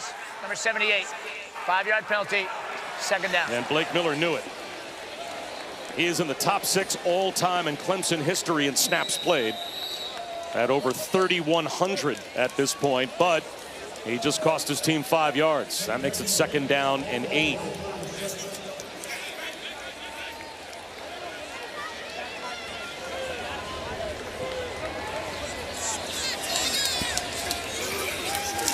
The Orange rush 4. Klubnik up the seam, incomplete. He had T.J. Moore wide open and just sailed the pass a bit. I think Cade just started feeling the pressure in the pocket, and it just hurried up his pace and tempo. I think he felt this coming off of his blind side, wondering how much time he had. He's trying to layer that football over the second level, over David Reese's head. Just not quite able to get it up and get it down into the right spot for the receiver to catch and run. Again, that's the effects of pressure. When you start feeling bodies around you in the pocket and you're not really settled in and able to throw off platform, it can cause some errant throws. Delayed blitz on third down. Klubnik lofts it to the sideline, incomplete. Demetrius Samuel Jr. was there in coverage on Wesco, and that was the second youngest player in college football trusted along the sideline. One-on-one coverage on the outside. That's a nice job by the youngster as far as staying square, using that soft press technique, meaning he's not staying up on the line, he's giving some ground and then just turning into the wide receiver, what they call a man turn, and just staying in phase and finishing. Dale Ellis, an Auburn center, is 27 days younger than Demetrius Samuel. That's it. Everybody else playing college football is older than Demetrius Samuel Jr., who turned 17 in April. Line drive kick. Davian Kerr called for a fair catch, but then appeared as if he was going to take off and return it. And the officials immediately blow the play dead.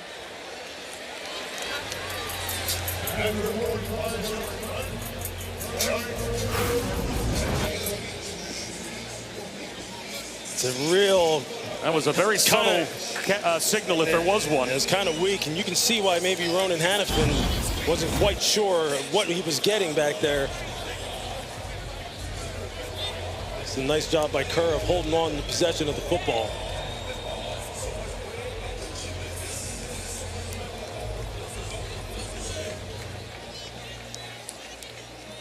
Well, not only was there not much of a fair catch signal, but his first posture after he fielded it was as if he was going to become a ball carrier and return it. So, yeah, that's an impossible spot for Ronan Hannafin to be put in, and the officials did not penalize him for it, and rightfully so.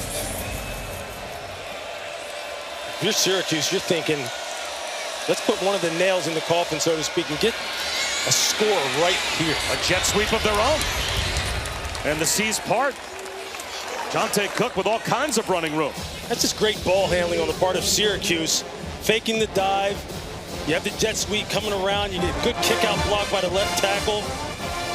And you just got a seam. And Jonte Cook can then just turn on the jets. They have had Clemson's number, Bob, this entire game with their perimeter run. Clemson has just not looked sharp. They have not been on the details. And it's showing up time and time again. Syracuse likes to go with the sugar huddles, and they snap the ball with 10 on the play clock. So they do like to play still somewhat up-tempo.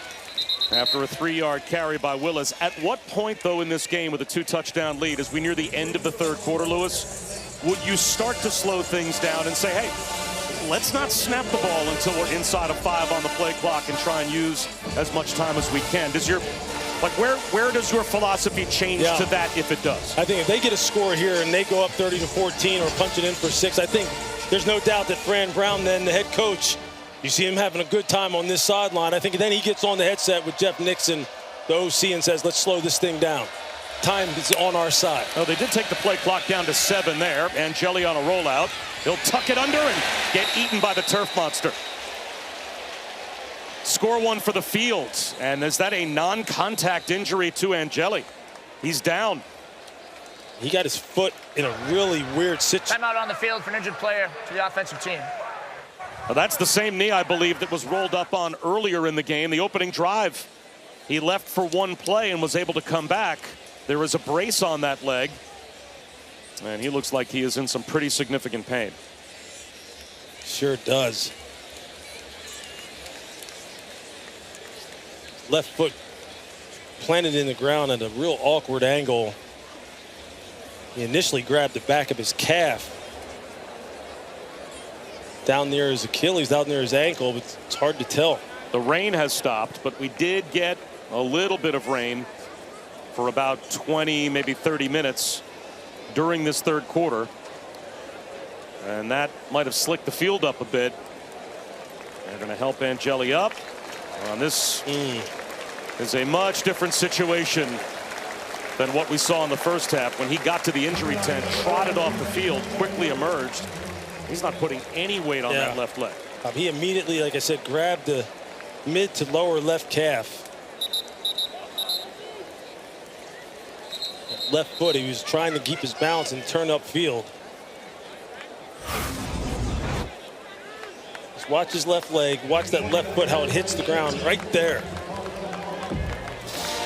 Then you see him reach down below his knee. Almost for his Achilles. He sure does. Right there. Oof. And you hope he's all right. And we'll keep our fingers crossed for Steve Angeli. Well, Ricky Collins came in the first half for 1 snap and then knew he was immediately going to be replaced by Angeli. This might be his game now the rest of the way. Cold off the bench to throw on 3rd down. Swing pass, charge free. Flipped it to Villari. Avion Terrell was there to knock it away, and now Villari's hurt.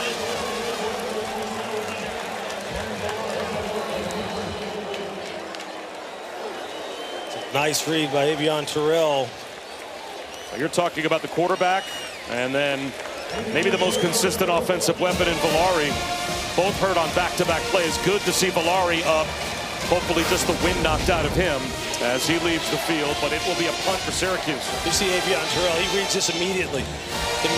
They're playing man-to-man coverage. He basically just reads that quick drop, leaves his guy, and just makes a beeline for Villari. Real nice instinctive play.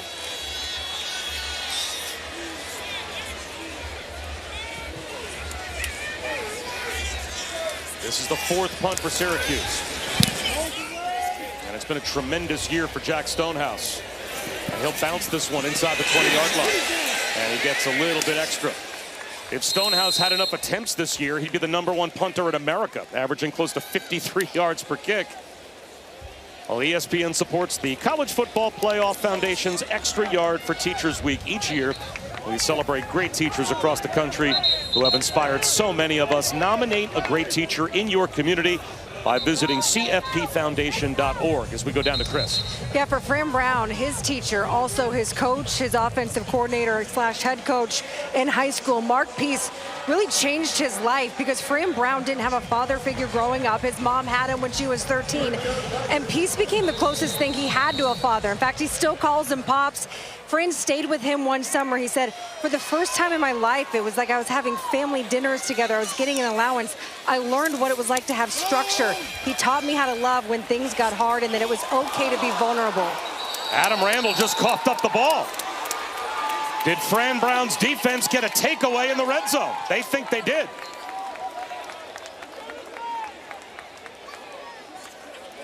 Syracuse has it. Going on is in the field There's a fumble recovered by the defense. Costly mistake by Adam Randall. I think you're going to see the linebacker, Delorier, with the pinpoint punch out. The freshman, number 5, you can see him come in here. We knew what the little bit of rain that we got here, ball security was going to be crucial. The ball was going to get slick. They're going to make sure that Randall wasn't down, but it looked like the true freshman Antoine Delorier did indeed knock the ball free. Nothing on the ground. Body suspended in the air, and that ball is out.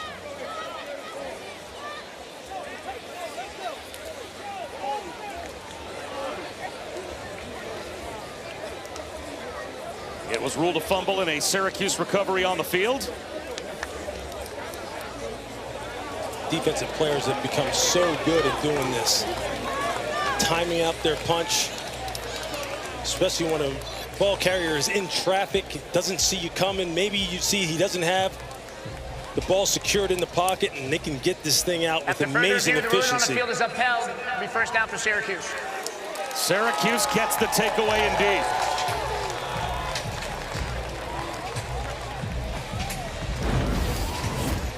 Heading into last week, Clemson had been even or plus in the turnover ratio 15 consecutive games. It was their longest streak since the late 80s, early 90s. They were -2 last week and lost on the road to Georgia Tech. And now they give it away in the red zone to Syracuse. Down 27-14 here. Ricky Collins, the backup quarterback. He'll throw to the front pylon.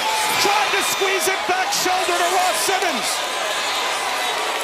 He's got it for the touchdown.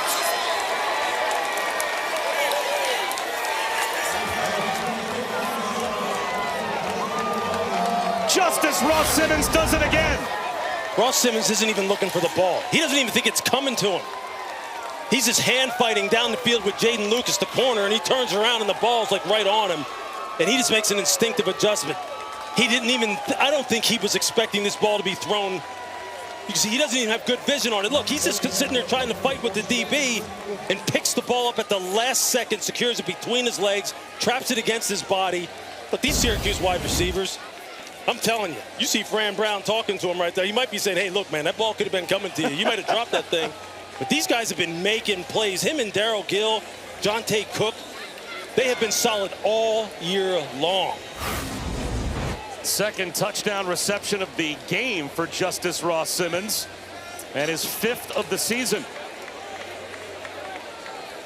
Jerry McGinn is our officiating expert. They are trying to confirm this touchdown. It's a completed catch for a touchdown. That play is under further review. And I guess, Jerry, the question would be, did he have complete control of the football when his right shoulder hit the sideline? The ball never hit the ground. What else could they be looking at? That's exactly what they're looking at, Bob. Does the receiver have complete control of the ball when his shoulder hits out of balance? And it doesn't look like he appears that he does. I believe that replay is going to overturn this to an incomplete pass. Wow. You see it, it's trapped between his legs. Yeah, trapping between his legs does not indicate control. Does not constitute control. Gotcha. No, does not. Gotcha. That is so the not ball control. comes loose there. It was ruled a touchdown on the field. Knee is down. When does he gather the football in and wrap his hands around it, I guess? It would be right about there, but is the shoulder out of bounds? It's very close. That's super close. Yeah. I mean, is that clear and obvious enough to overturn? I mean, that'll be a good one to watch here. Jerry, let me ask you another question. It was ruled a touchdown on the field. So does that mean replay has to show that he clearly does not have control before his shoulder hits the sideline? Because it's almost like with the hands of the defensive back, Jaden Lucas as well, we lose sight of the ball amongst we do lose the hands of Ross Simmons and Lucas. So replay does have to have indisputable video evidence to overturn this, but I believe they do. I don't see this as controlled by the receiver. The ball between his legs is not controlled, and I believe the shoulder comes down first out of balance before he has control.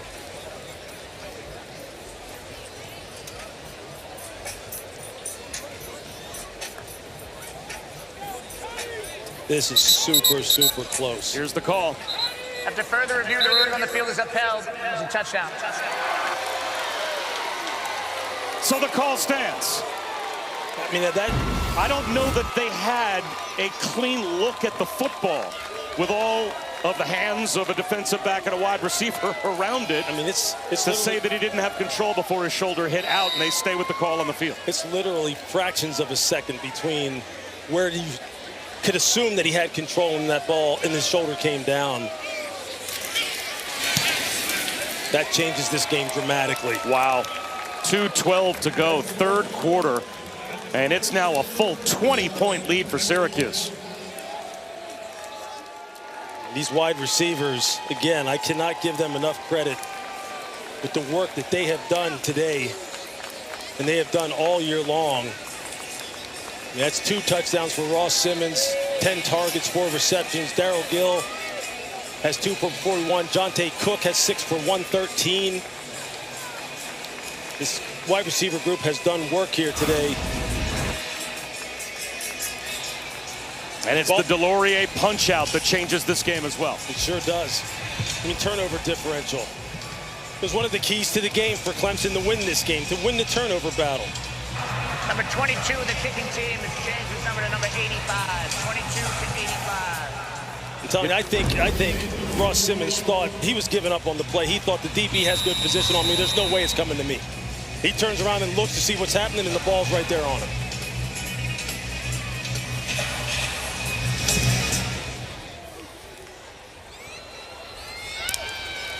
Randall on the return. Randall tripped up, almost sprung it. So the touchdown pass from Ricky Collins, and it certainly looks like Ricky Collins will be the quarterback the rest of the way for Syracuse, because Angeli is on crutches over on the Syracuse sideline being consoled by his teammates. That is a tough pill to swallow, as the transfer from Notre Dame comes to Syracuse to become their starting quarterback and was off statistically to the same start this year Kyle McCord got off to last year and became the #1 passer in college football. An absolute blazing start. I mean, he was playing as well as you possibly could play. The explosive plays, the decision-making, control at the line of scrimmage. Long throw for Klubnik, and a sliding catch is made by TJ Moore. First down. So now you would think there will be the up-tempo sense of urgency for Clemson. We're still in the third quarter, but this game's got less than 17 minutes left to play in it, and they're 3 touchdowns down. Klubnik underneath, Christian Bettencourt. True freshman tight end picks up 8. And if you're Fran Brown and defensive coordinator Elijah Robinson, you're preaching to your football team, nothing cheap, nothing over the top. Maybe not playing as much man-to-man coverage, rushing only with 4, covering with 7. Some simulated pressures, but you don't want to give up big plays. Klubnik looking for a big play, incomplete. Flag out. He had Wesco up the seam. And Wesco apparently was grabbed. Demetrius Samuel Jr. again, the true freshman, trailing in coverage.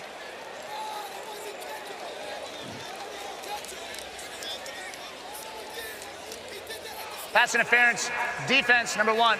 15-yard penalty, automatic. First down.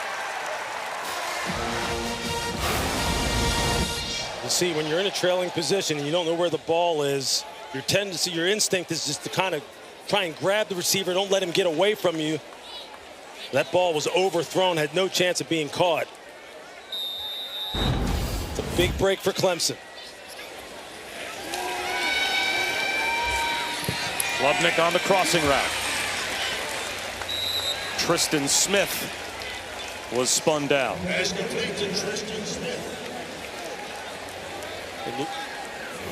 Syracuse just continues to play this man coverage. It's just who they are. It's what they do. Was a good open field tackle from Davian Kerr. Another 4-man rush. So dropping 7 into coverage. And that allows the underneath check down to Randall. And Antoine Delorier, again, the true freshman, who grew up in Montreal but fell in love with football. So he played high school football in Georgia. And when Fran Brown was on the coaching staff of the Dogs. Well, he was part of the group that was taking a look at players like Antoine Delorier, wanted to recruit him. He ends up at Syracuse and brings him there. And Angeli, his foot in a boot, heading back to the locker room. 3rd down and 3. Klubnik chased. Klubnik to the sideline. Tipped ball incomplete. Now it's 4th down. 8 seconds to go in the quarter. David Reese was all over Cade Klubnik, tracked him all the way to the Clemson bench, and Clemson has to go for it. Changing the looks on Cade Klubnik, giving him something pre-snap, changing it post-snap that time. Looked like they were coming, maybe with a 5-man pressure, dropped out, dropped 8 guys in the coverage, only rushed with 3. Cade had nowhere to go with the ball. And now Antonio Williams has been the guy who they've been going to. He's been doing good work in the slot. You see how far off the defensive back is. Now creeping down to the line of scrimmage. Either him or Westcoat. Here comes the blitz. Klubnik reaches the ball out. He's short. He faked the pitch to Randall, kept it himself, and couldn't break free. And the boos here at Death Valley as Clemson again turns it over on downs.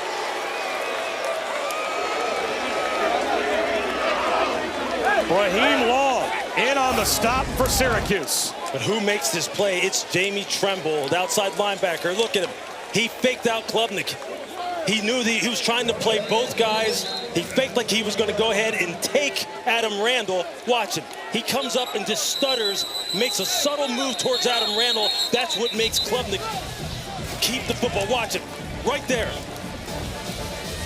It's a great job by Jamie Tremble. He played it perfectly in almost an impossible situation. Bought time for the pursuit to come inside out. That's one of those plays that's just so instinctive and so smart.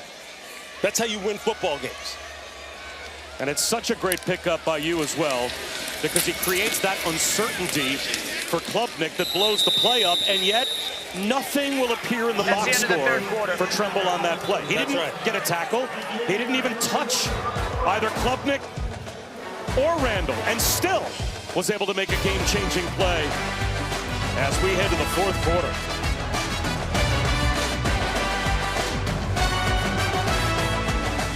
Just want to see him finish this fight. You know, listen, we've missed some opportunities. Defense has played much better this half. Missed a touchdown to TJ Moore. We just missed some opportunities, and they've made a couple big plays. Obviously, the turnover was huge because that stretched it out to a 3-score game. But, hey, we got to fight. We got one more quarter. I just want to see him fight. I appreciate it. That sounds like a coach that knows there might be 15 minutes on the clock, but it almost feels like the game's over. Can Clemson's defense get a takeaway at some point? As Yassine Willis picks up a couple to start the 4th quarter. It'll be 3rd down. Ronan Hannafin made the stop. But 5 possessions offensively in the 3rd quarter, Lewis, for Clemson. And the Syracuse defense took the ball away on downs twice, got a takeaway in the red zone that set up a touchdown and forced 2 punts. Yeah, this has just been a breakdown and an underperformance by Clemson all the way around. But I do not want to take anything away from Syracuse. They have out-coached Clemson today. They have out-executed. They have out-competed.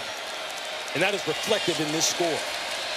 And Ricky Collins smartly, at least on 3rd down, milking the clock down as far as he can. Although now a timeout might be called. Play clock went all the way down to 1. Syracuse takes its first time out of the half.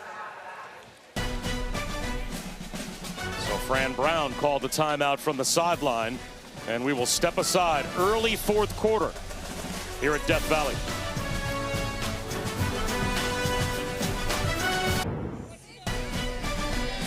ESPN College Football is presented by ServPro, the #1 choice in cleanup and restoration. And we welcome you back to ESPN College Football, presented by ServPro.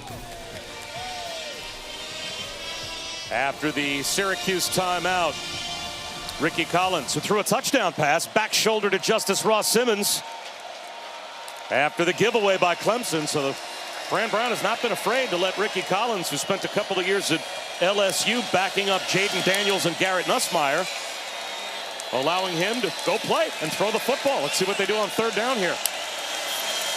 And he will throw. And he'll find a crosser. And they'll get a first down. It's Ross Simmons again. See how they purposely work the play clock all the way down. There are about 2 seconds left. And the ball was snapped. They're already in that mode, Bob. They're already in. Let's go ahead and take the air out of this game right now. Let's just slow it down. Nice and easy. How about for Ricky Collins? That is the 16th pass attempt of his career, including the 3 today. And it's on 3rd down when you know Clemson's desperate to get off the field. Just calmly delivers a crossing route. And now it's Darryl Gill on the end around for a yard. So this is not a quarterback without a resume of his own. He was ESPN's number 10 pro-style quarterback prospect coming out of high school, went to LSU, and was a backup quarterback to 2 pros. And now he is going to potentially get the rest of the season for Syracuse, depending upon the severity of Steve Angeli's injury. And he battled with Angeli in camp for the starting quarterback job until Fran Brown made the decision to go with Angeli. He's gotten reps in this offense. He's putting it up. And fighting Avion Terrell and Darryl Gill. No flag comes out. It'll be 3rd down and 9. Darryl Gill had to turn into the DB, prevent the interception. Avion Terrell, one of those true pro prospects on this Clemson roster.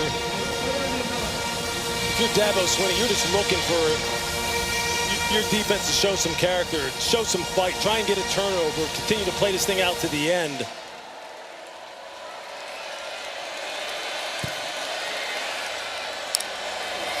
Clemson rushes 4. A delayed blitz, and they'll get home.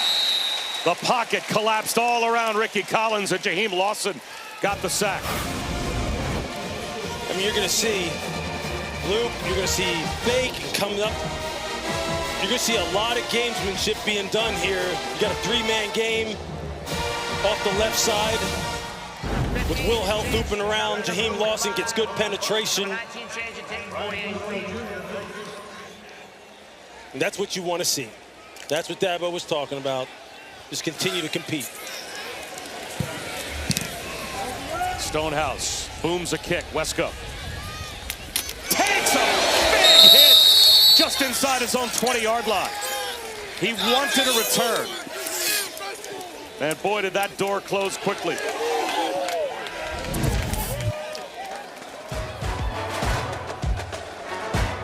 not for the faint of heart. Not returning on any level.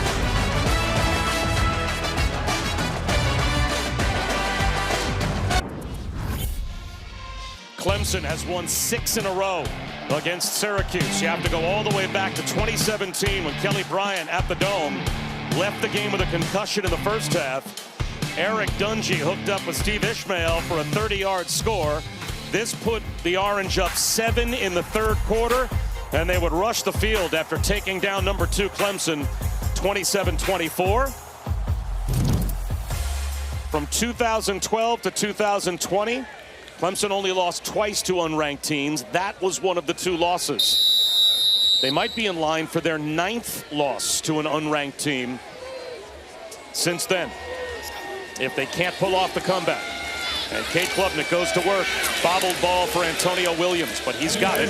Gets a push and picks up about 9 yards. And Lewis, it feels now like Clemson's playing without a net, right? You've got 12 minutes to go. You need 3 touchdowns. There is still time. You'll get the ball potentially 3 times if you play it perfectly. But now they have to be mistake-free. You have got to be picking up chunks of yardage, though. You cannot dink and dunk your way down the field. Well, they've got a first down here. Now, at what point for Syracuse does it just become willing to exchange yards for time? Are they in that mode already? You see the changes in the play calls already. That time, a little bit of a cover 4, cover 2 type look with 2 safeties deep. Just trying to play with vision, rally up and tackle the football, keep the guys in bounds. But they are man coverage by nature, which looks like they're going to play here. Oh, zone once again. 4-man rush. Klubnik leads his man. That's Josh Sapp, the tight end's first catch. Forward progress out to the 47-yard line. Good for another first down. Down to 11 minutes to go. At some point, you try and run a double move, some kind of cover 2 beater, something to get the wide receivers up on the safety so you can get a quick score. Klubnik, he's going to take a shot. TJ Moore, tried a one-handed catch. Crowd hoping for a flag, as is TJ Moore. Fabian Kerr was there in coverage, and they call it clean. Check that peel. And just look at the corner. Is he grabbing with that right arm? Does he grab his arm? He sure does. He has the right arm pinned, and he's pulling him to him so he can't separate. That's pass interference. That's just a missed call on the part of the referees. Nice finish, but there's a reason why TJ Moore couldn't separate, because he was being held. Well, the poor field judge that is on Dabo Swinney's sideline, it was not his call as they bring it underneath. The tight end Bettenker turns upfield, but now the line judge on the near side as well. Neither of those two were responsible for throwing a pass interference penalty flag on the far side of the field, but they become the ones to feel the coach's wrath in front of the Clemson bench. Yeah, you got to take another shot. You got to go up top again. You got to get Wesco, see if you can get him loose one-on-one. Klubnik spins out of a sack, flag down in the secondary. He's on the move, throws across his body. Wesco can't hold on.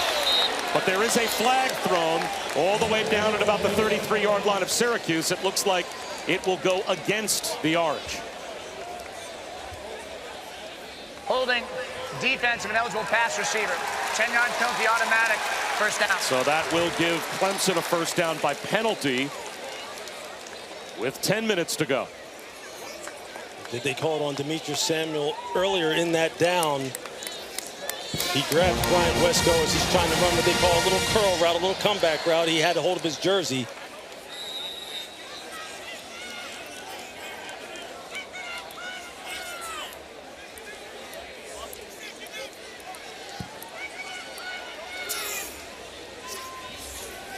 Blitz off the edge as Yamume leaks out of the backfield. Klubnik finds him, but a good form tackle by Demetrius Samuel Jr. limits the game to 3. Under 10 minutes to go.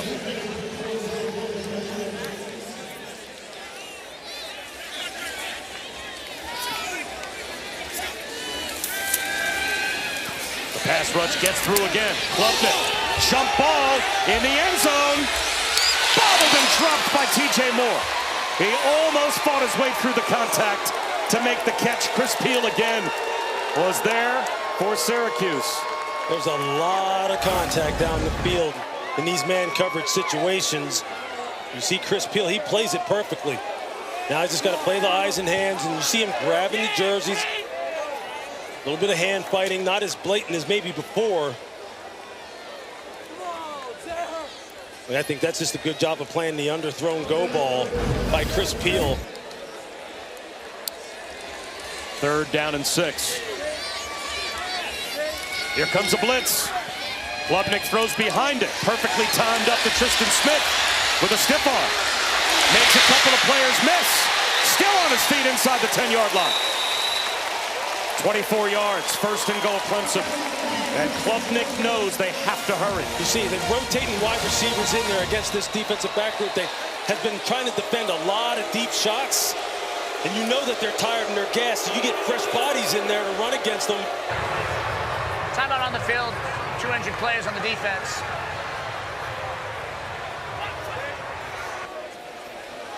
Syracuse injury. And we have a timeout on the field.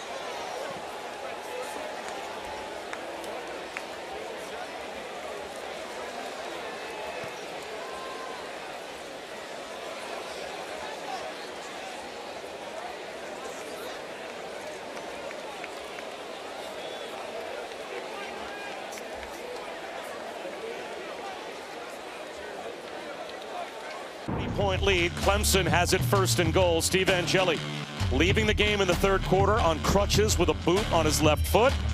Cade Klubnik with a couple of touchdown passes, but Clemson has hurt themselves today. They allowed a successful onside kick. They lost a fumble in the red zone. They've turned it over twice on downs as well. Klubnik back to throw. Sidearms, one wide open in the end zone. Easy touchdown for Brian Wesco. Brian Wesco Jr. wide open. And now we've got a 2-score game with 9 minutes to go.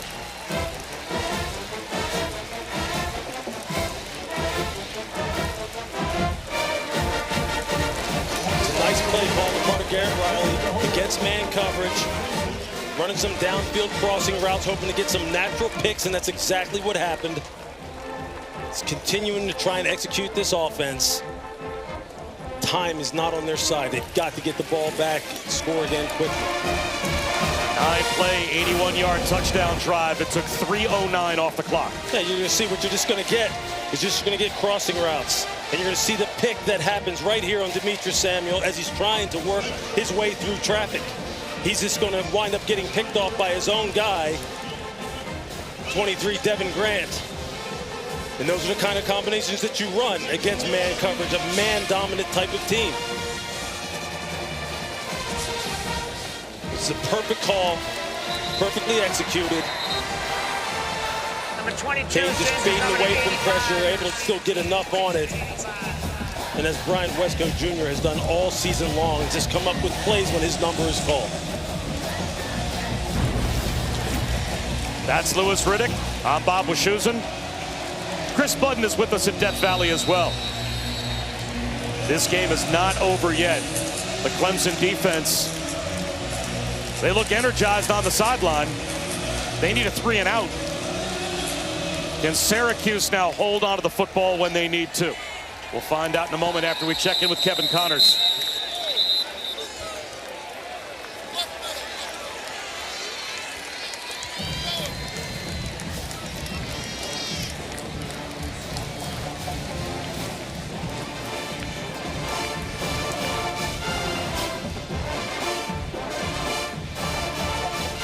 In this ACC matchup, the opening home ACC game for Clemson. They have drawn closer. Now their defense has to get a stop. 9 minutes to go. We had about an hour and 40-minute weather delay, a lightning delay earlier that delayed the start of the second half.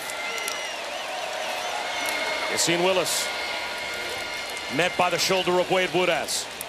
Still pushes the pile for about 4 yards. Boy, Lewis, you mentioned it in the first half. It bears repeating. 235-pound sophomore from Newark, New Jersey. Yassine Willis, he runs hard. He sure does, and he's got to be a key component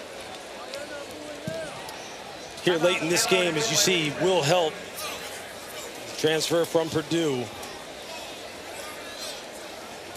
So another defensive lineman injured as Will Helt is down.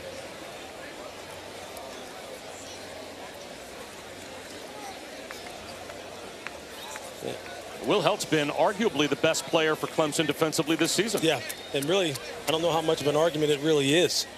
I mean, at 6'6", 260 pounds, the way he plays, the way he rushes the passer, his movement style, his tenacity, leading the team, 6 tackles for loss, 2 sacks coming into today. He reminds me immediately, the comp just pops right into my head of Jaron Allen, and you see the measurables look the same, the movement style looks the same. They could not praise this young man any more than they did in the 2 times we have talked to this staff, both last week before Georgia Tech and this week. He has just been lights out. Purdue transfer. And it's funny, talking to him, he almost made it sound to us like he wanted to make it up to Tom Allen somehow, the defensive coordinator. Because Tom Allen, of course, was at Indiana, and Will Helt chose the rival school. He went to Purdue. But now is a chance to play for him at Syracuse. Swing pass, right flat, dropped. So that keeps the clock frozen with 8:28 to go as Yassine Willis dropped the ball, and now it's 3rd down and 6. Yeah, if you're Fran Brown, you have to be careful. I think here you got to start telling your offensive coordinator, you got to start telling Jeff Nixon, hey, let's run this ball. I mean, I understand we're trying to pick up first downs, but let's take some time off of this clock. We do not want it stopping for any reason. And again on 3rd down, the crowd here making as much noise as they can. How much do they trust the backup quarterback? Ricky Collins playing in place of Steve Angeli for Syracuse. Play clock down to 4. Clemson blitzes. They throw the screen behind it, a missed tackle, and it looks like that might be good enough for a first down. It is. Jonte Cook again. I mean, you see the quarterback, Jaden Lucas. He's going to come up on your screen on the right side, and he just misses the tackle. Wide receiver gets enough of a hit on him to where he can't get a clean hit on Jonte Cook. And how about Ricky Collins? He got away with one there. That's great ball adjustment by Jonte Cook. I mean, that's literally an inch away from that being a pass breakup, and they're punting the ball. And they're taking the play clock down wisely as well. It's under 5. They run it with Willis. Wrapped up by Cade Denhoff. You just do the math. You have a 40-second play clock. So every first down, if you keep the clock rolling and you run 3 plays, it's worth 2 minutes plus. They should be able to take this clock down well inside of 6 minutes to go, even if they have to punt in this scenario. And Clemson needs 2 possessions. You see Fran Brown walking the sideline, looking up at the big scoreboard here in the end zone. Really, one more first down here, Lewis, might do it. Unless Dabo Swinney starts to call his timeouts now. But that's the big negative. Exactly what the Clemson defense needed. As Collins takes the sack, Stefan Green was able to collapse the pocket. Yeah, you can see a basic 4-man rush, and they rush with nice lane Clemson takes its integrity. first time out of the half. And just push the pocket on the inside. Straight bull rushes by the defensive tackles. Basically, they just run over center Austin Collins, and he has no escape route. And I think Dabo Swinney's doing the same math we are, because he uses a timeout here before 3rd and 13. So it preserves time. I think that's a smart use of a timeout, even this early. You need 2 touchdowns. And to allow another 40 seconds to come off the clock before 3rd and 13, why? Spend it here. Yeah. And try and get it back to where your quarterback can control the clock on the opposite side. I think if you're Dabo, you're right now, you're on the headset, you're clicking that thing over to Tom Allen, the defensive coordinator, and saying, hey, look, we need our best 3rd down call here. We cannot have any breakdowns. We have got to get off the field right here. If you're Syracuse, are you even putting the ball in harm's way, or is this just hand it off to Nixon and let your defense go play? I think, yeah, if you're playing the percentages, you want to play the field position game here. Just get out of here, maybe punt the football, pin them deep in their own territory. Ball security, ball security, ball security. You've got an NFL punter in Jack Stonehouse as well, but they're set to throw. Dropped, and that saves time. Jonte Cook couldn't hold on. He was way short of the first down, obviously, even if he did hold on, but that saves 40 seconds for Clemson. Now, this is actually a nice job of T.J. Parker, again, creating some problems here. Watch, he's just going to come right down the pike on Ricky Collins, and you see him having to fade away. Number 19 of the Still, Jonte Cook has to come up with that ball, has to somehow make that catch, but finally we hear from T.J. Parker, someone who we identified as a guy who needed to be a difference maker in this game and just has not been able to get it done. Another good punt from Stonehouse. Bryant Wesco, fair catch at the 21-yard line. But 2 chances there for Syracuse to possibly take 40 seconds off the clock, and they couldn't do it with either play because Clemson used a timeout, and then you get the incompletion on 3rd down. So now Clemson needs 2 possessions. They've got the ball back, but they still have nearly 7 minutes of time. Especially if that's the route that ultimately you're going to settle for, and it doesn't work out and the clock stops. I mean, why not just run the ball there then? Exactly. If you're not going to really throw for the first down, why take the chance of the clock stopping on an incompletion? Just run the thing and let it go. And now your message to Cade Klubnik is, hey, we got to be perfect. We've got to be perfect.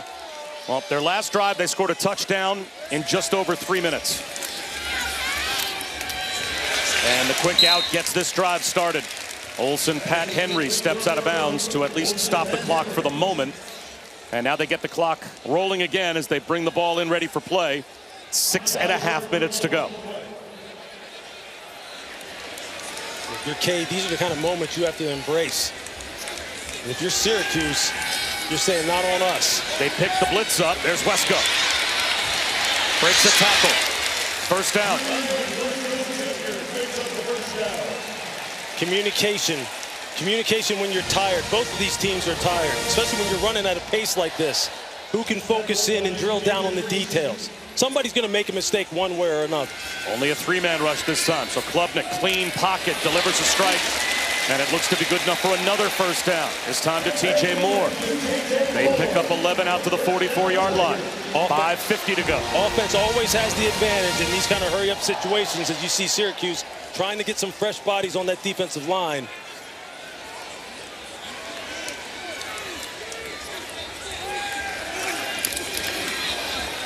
Klubnik scans the field, and this time he'll just hoist it and throw it away. Wanted to take a shot to Wesco down here at the bottom of the screen on a double move, but he just doesn't have the legs right now. We've got to take him out, let him get a breather, try and get an opportunity to take another shot. As you see Wesco walking along the sideline, just trying to get his breath. Catches there. In these situations of the game, man, you have to dig deep.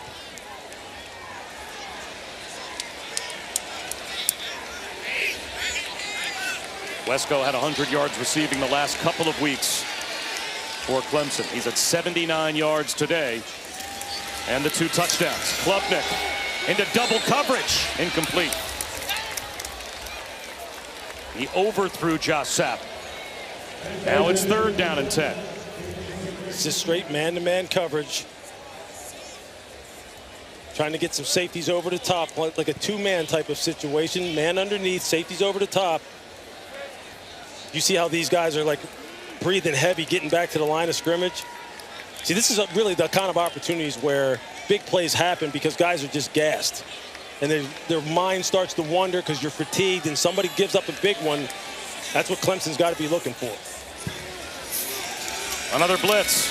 Again, it's picked up. Klubnik, plenty of time to throw. Missed. Antonio Williams threw it a bit high. Just got to hit this. This is a clean look at it. The ball just gets away from him. And now it is a must. That was the 50th pass attempt of the day for Cade Klubnik. And undoubtedly we're about to see pass attempt number 51, and it's 4th and 10. A gotta have it for Clemson. And this is basically ball game here. Syracuse trying to get a takeaway on downs for the 3rd time in the second half. And they're showing blitz. Now they back out. Klubnik, tight coverage, intercepted. One way or the other, Syracuse was getting the football. Davian Kerr was there to pick it off, intended for Bettencourt. He picked it off. He could have just as easily knocked it down. And Syracuse has it back. 5:07 to go. You're going to see Davian Kerr, real nice technique. Watch it. He's just going to open his hips, drive for depth, read the quarterback. Stay on top of the routes down the field. Open your hips, square back up. Now read the quarterback. Don't take it fake on the post. High point the football. Job well done. And if you're Klubnik right now, you missed on the previous play on the in cut to Antonio Williams. That would have been a first down. He just missed it, had a clean look at it. Yassine Willis gets a push, gets across midfield. And let's see if Dabo Swinney uses either of his final 2 timeouts anytime soon. Fran Brown won 10 games last season. That tied Paul Pasqualoni for the most wins ever in a first year at Syracuse. And their schedule is a gauntlet. So winning a game like this with your backup quarterback in there to finish the game, if that's the way it works out, on the road at Clemson, as they're sending some Tiger fans home after the long delay as well early. Fran Brown is a good football coach. Willis again. He has these kids playing hard, playing fundamentally sound, complementary football. And Chris Budden, that's no surprise. Yeah, tough coach, demands a lot, and he got a lot of that from mentoring under Kirby Smart at Georgia. He said, I soaked everything up that he would teach us, and it was about giving your best every day. He walked into our meeting yesterday with an iPad. He said, I don't go anywhere without this thing. I brought it into every meeting. He opened up the folders and it would say all the things that Kirby wanted from the week, the things that they would tell him. He still keeps it, still goes back to it, and credits him for taking him under his wing. Said, I would not have this job, be in this position, if it weren't for Kirby Smart. And they'll call a timeout before third down. Syracuse takes its second timeout of the half. Your 30-second timeout.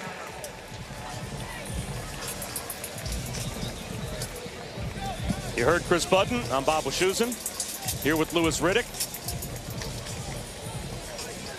And now with 3:42 to go. And, you know, talking about the schedule that Syracuse still has out in front of them, potentially without their quarterback for the rest of the year in Steve Angeli. They play 6 total games away from the Dome.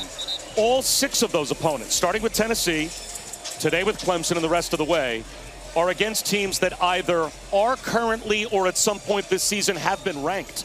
All 6 of their games away from home against current or formerly ranked teams. That's a really hard schedule. Yeah, that was Fran Brown's reward for having a heck of a season in 24. How about this? How about we're going to hammer you in 25 and see what you got there? And look, I mean, there were people who were going to question how they looked against UConn and really discredit the win against Colgate and say, look, that's not really any good competition. But, man, obviously they are putting in the work, and this team is getting a lot better. Boy, I mean, this is an impressive all-around performance. Collins to throw on third down. And fighting. And an incompletion. Hoping for Justice Ross Simmons. And another breakup for Avion Terrell. Now, that stops the clock with 3:37 to go. Clemson still has 2 timeouts and the 2-minute timeout.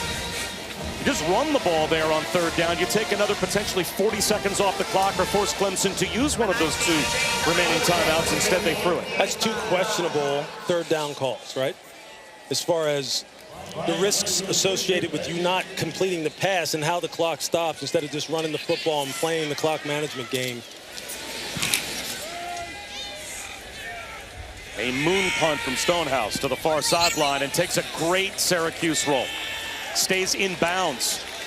They picked up about 11 or 12 yards on the bounce. So now 3:25 remaining. The Tigers still in the same position. They need 2 scores, and they have the long field out in front of them at their own 9-yard line. Same marching orders for Syracuse in their secondary as the previous drive. No big plays. Challenge the football in the deep part of the field if they want to take the shots.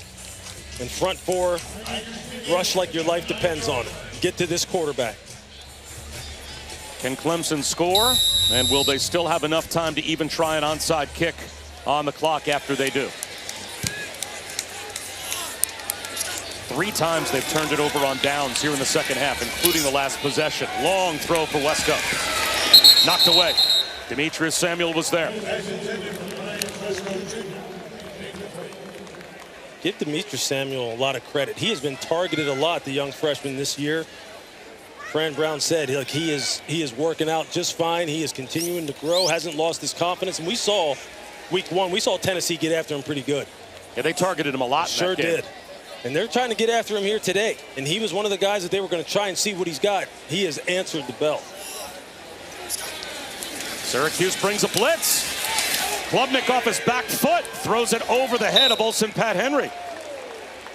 Wow, Elijah Robinson, and I guess Fran Brown as well, that combination there, not taking their foot off the gas pedal as they brought the house after Klubnik on second down. Sometimes you just are who you are. And if you're a team that likes to play man coverage and make the quarterback uncomfortable more times than not, it's hard to get away from that, although you got to be smart in these kind of situations. He said this game would come down to how his secondary played. And he's putting it on him right now. Klubnik. First down. Found Tyler Brown. The young Jamie Tremble continues to rush the passer, man. And he is coming off the edge. Klubnik again. Steps up in the pocket. The check down to Randall. And that will cost time, obviously. It's a 7-yard pickup. 2:45 to go. You'll take that all day for Syracuse.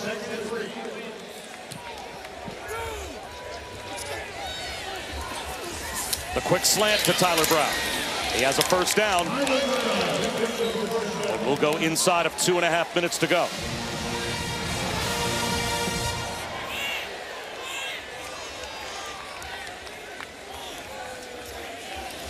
Only a 3-man rush. Klubnik loops a throw. Wesco pulls it in and gets out of bounds. Over Davian Kerr. Flag down in the offensive backfield. Holding, offense, number 71. 10-yard penalty, first down. Oh, that's a dagger for Clemson. They finally get a chunk play on this drive, and Tristan Lee, the left tackle, is called for holding. You see David Reese, the outside backer slash defensive end. You see him just coming in. He's on his back. He had gotten underneath him and got his hips cleared. He's about to turn the corner. So we mentioned David Reese earlier, one of 3 FBS players in his 8th year. 5 years at Florida. Had injuries while he was there. Spent a couple of years at Cal, now wrapping his career at Syracuse. Klubnik steps up, the check down to Randall. Scampers to the sideline and gets out of bounds. We've been talking about Demetrius Samuel Jr. as well, who's only 17 years old. When David Reese was a true freshman, Demetrius Samuel was 9 years old. They're on the same defense now, as we've hit the 2-minute timeout.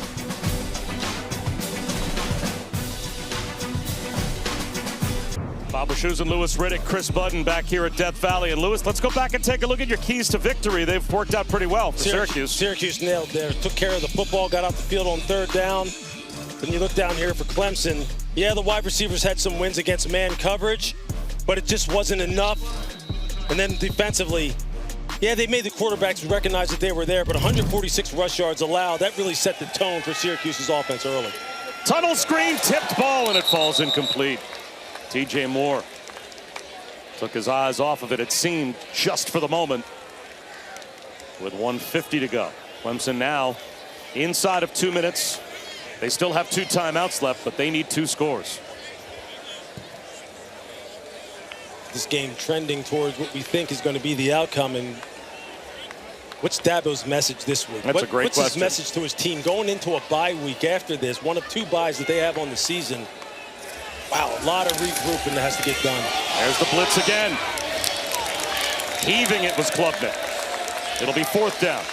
You just see the pressure. I tell you, Syracuse not calling off the dogs at all. They had 7 guys up on the line of scrimmage and brought them all. They dropped 1 guy out. They're like, hey, look, we're going to make you earn it the entire game.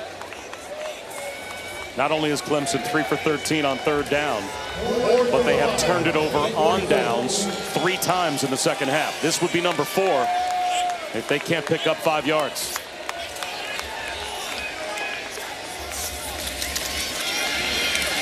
Klubnik backpedaling, incomplete. And Adam Randall furious as he comes to the sideline.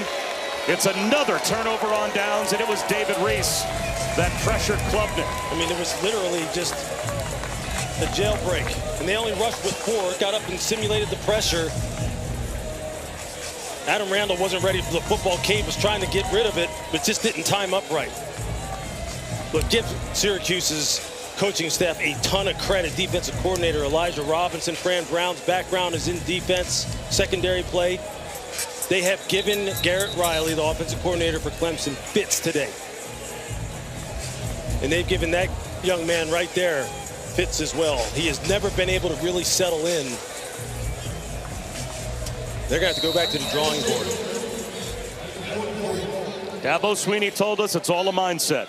Everyone's saying that this is the worst thing that's ever happened to Clemson football, a 1-2 start.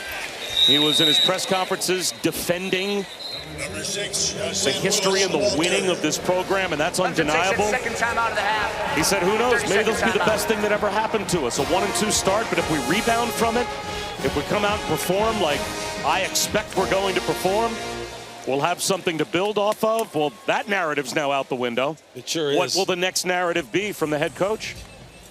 Yeah, I mean, he really did feel as though They were in position to make plays to win games, and I understand that, but this has been a total domination here today.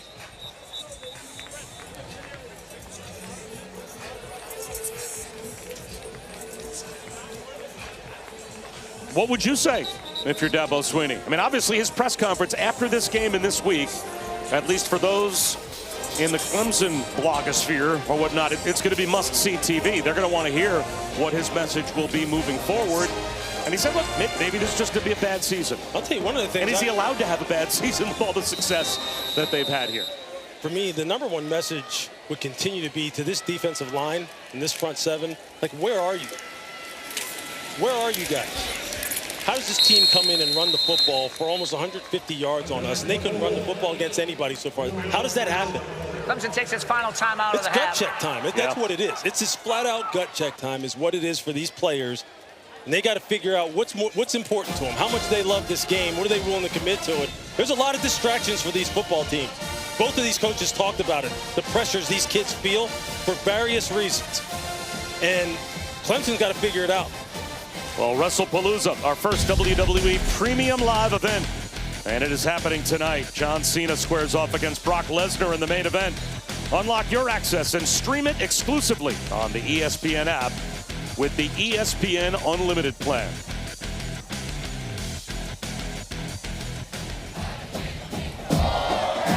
So now Clemson out of timeouts. 90 seconds to go.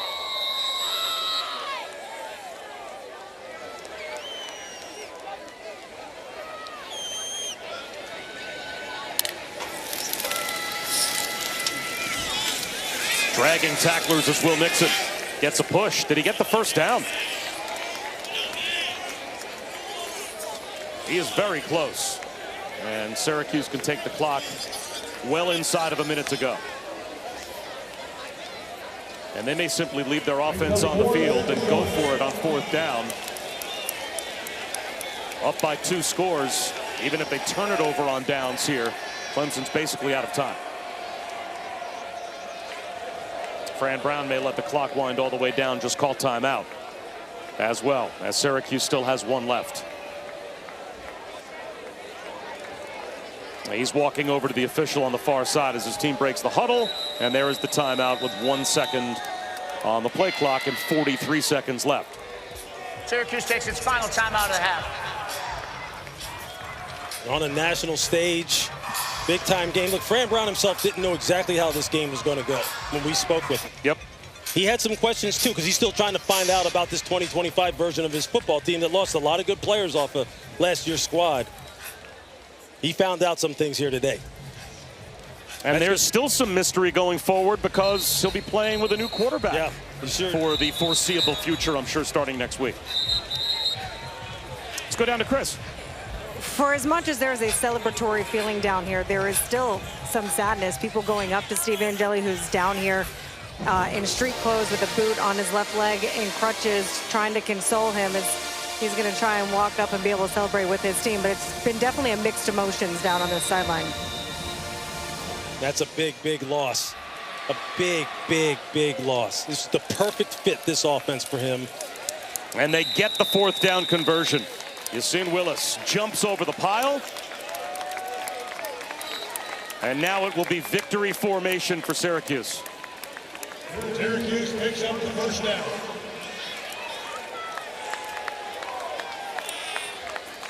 The first time that Clemson has ever been 1-3 under Dabo Swinney.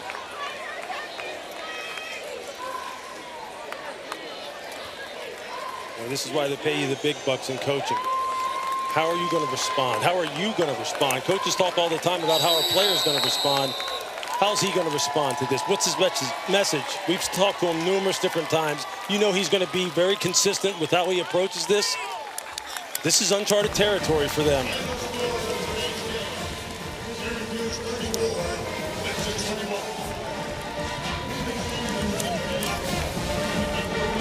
And the victorious head coach is saying hi to Peter Woods. They exchange some words after the game.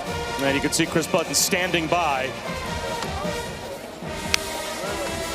And some well-earned congratulations from some of these players to Coach Fran Brown. Absolutely, Coach. You set the tone from the very first drive. What allowed your offense to be able to move the way that it did from the very get-go? I think Jeff Nixon's really good. Him and the offensive staff do a good job. Him and Mike Johnson just work well together.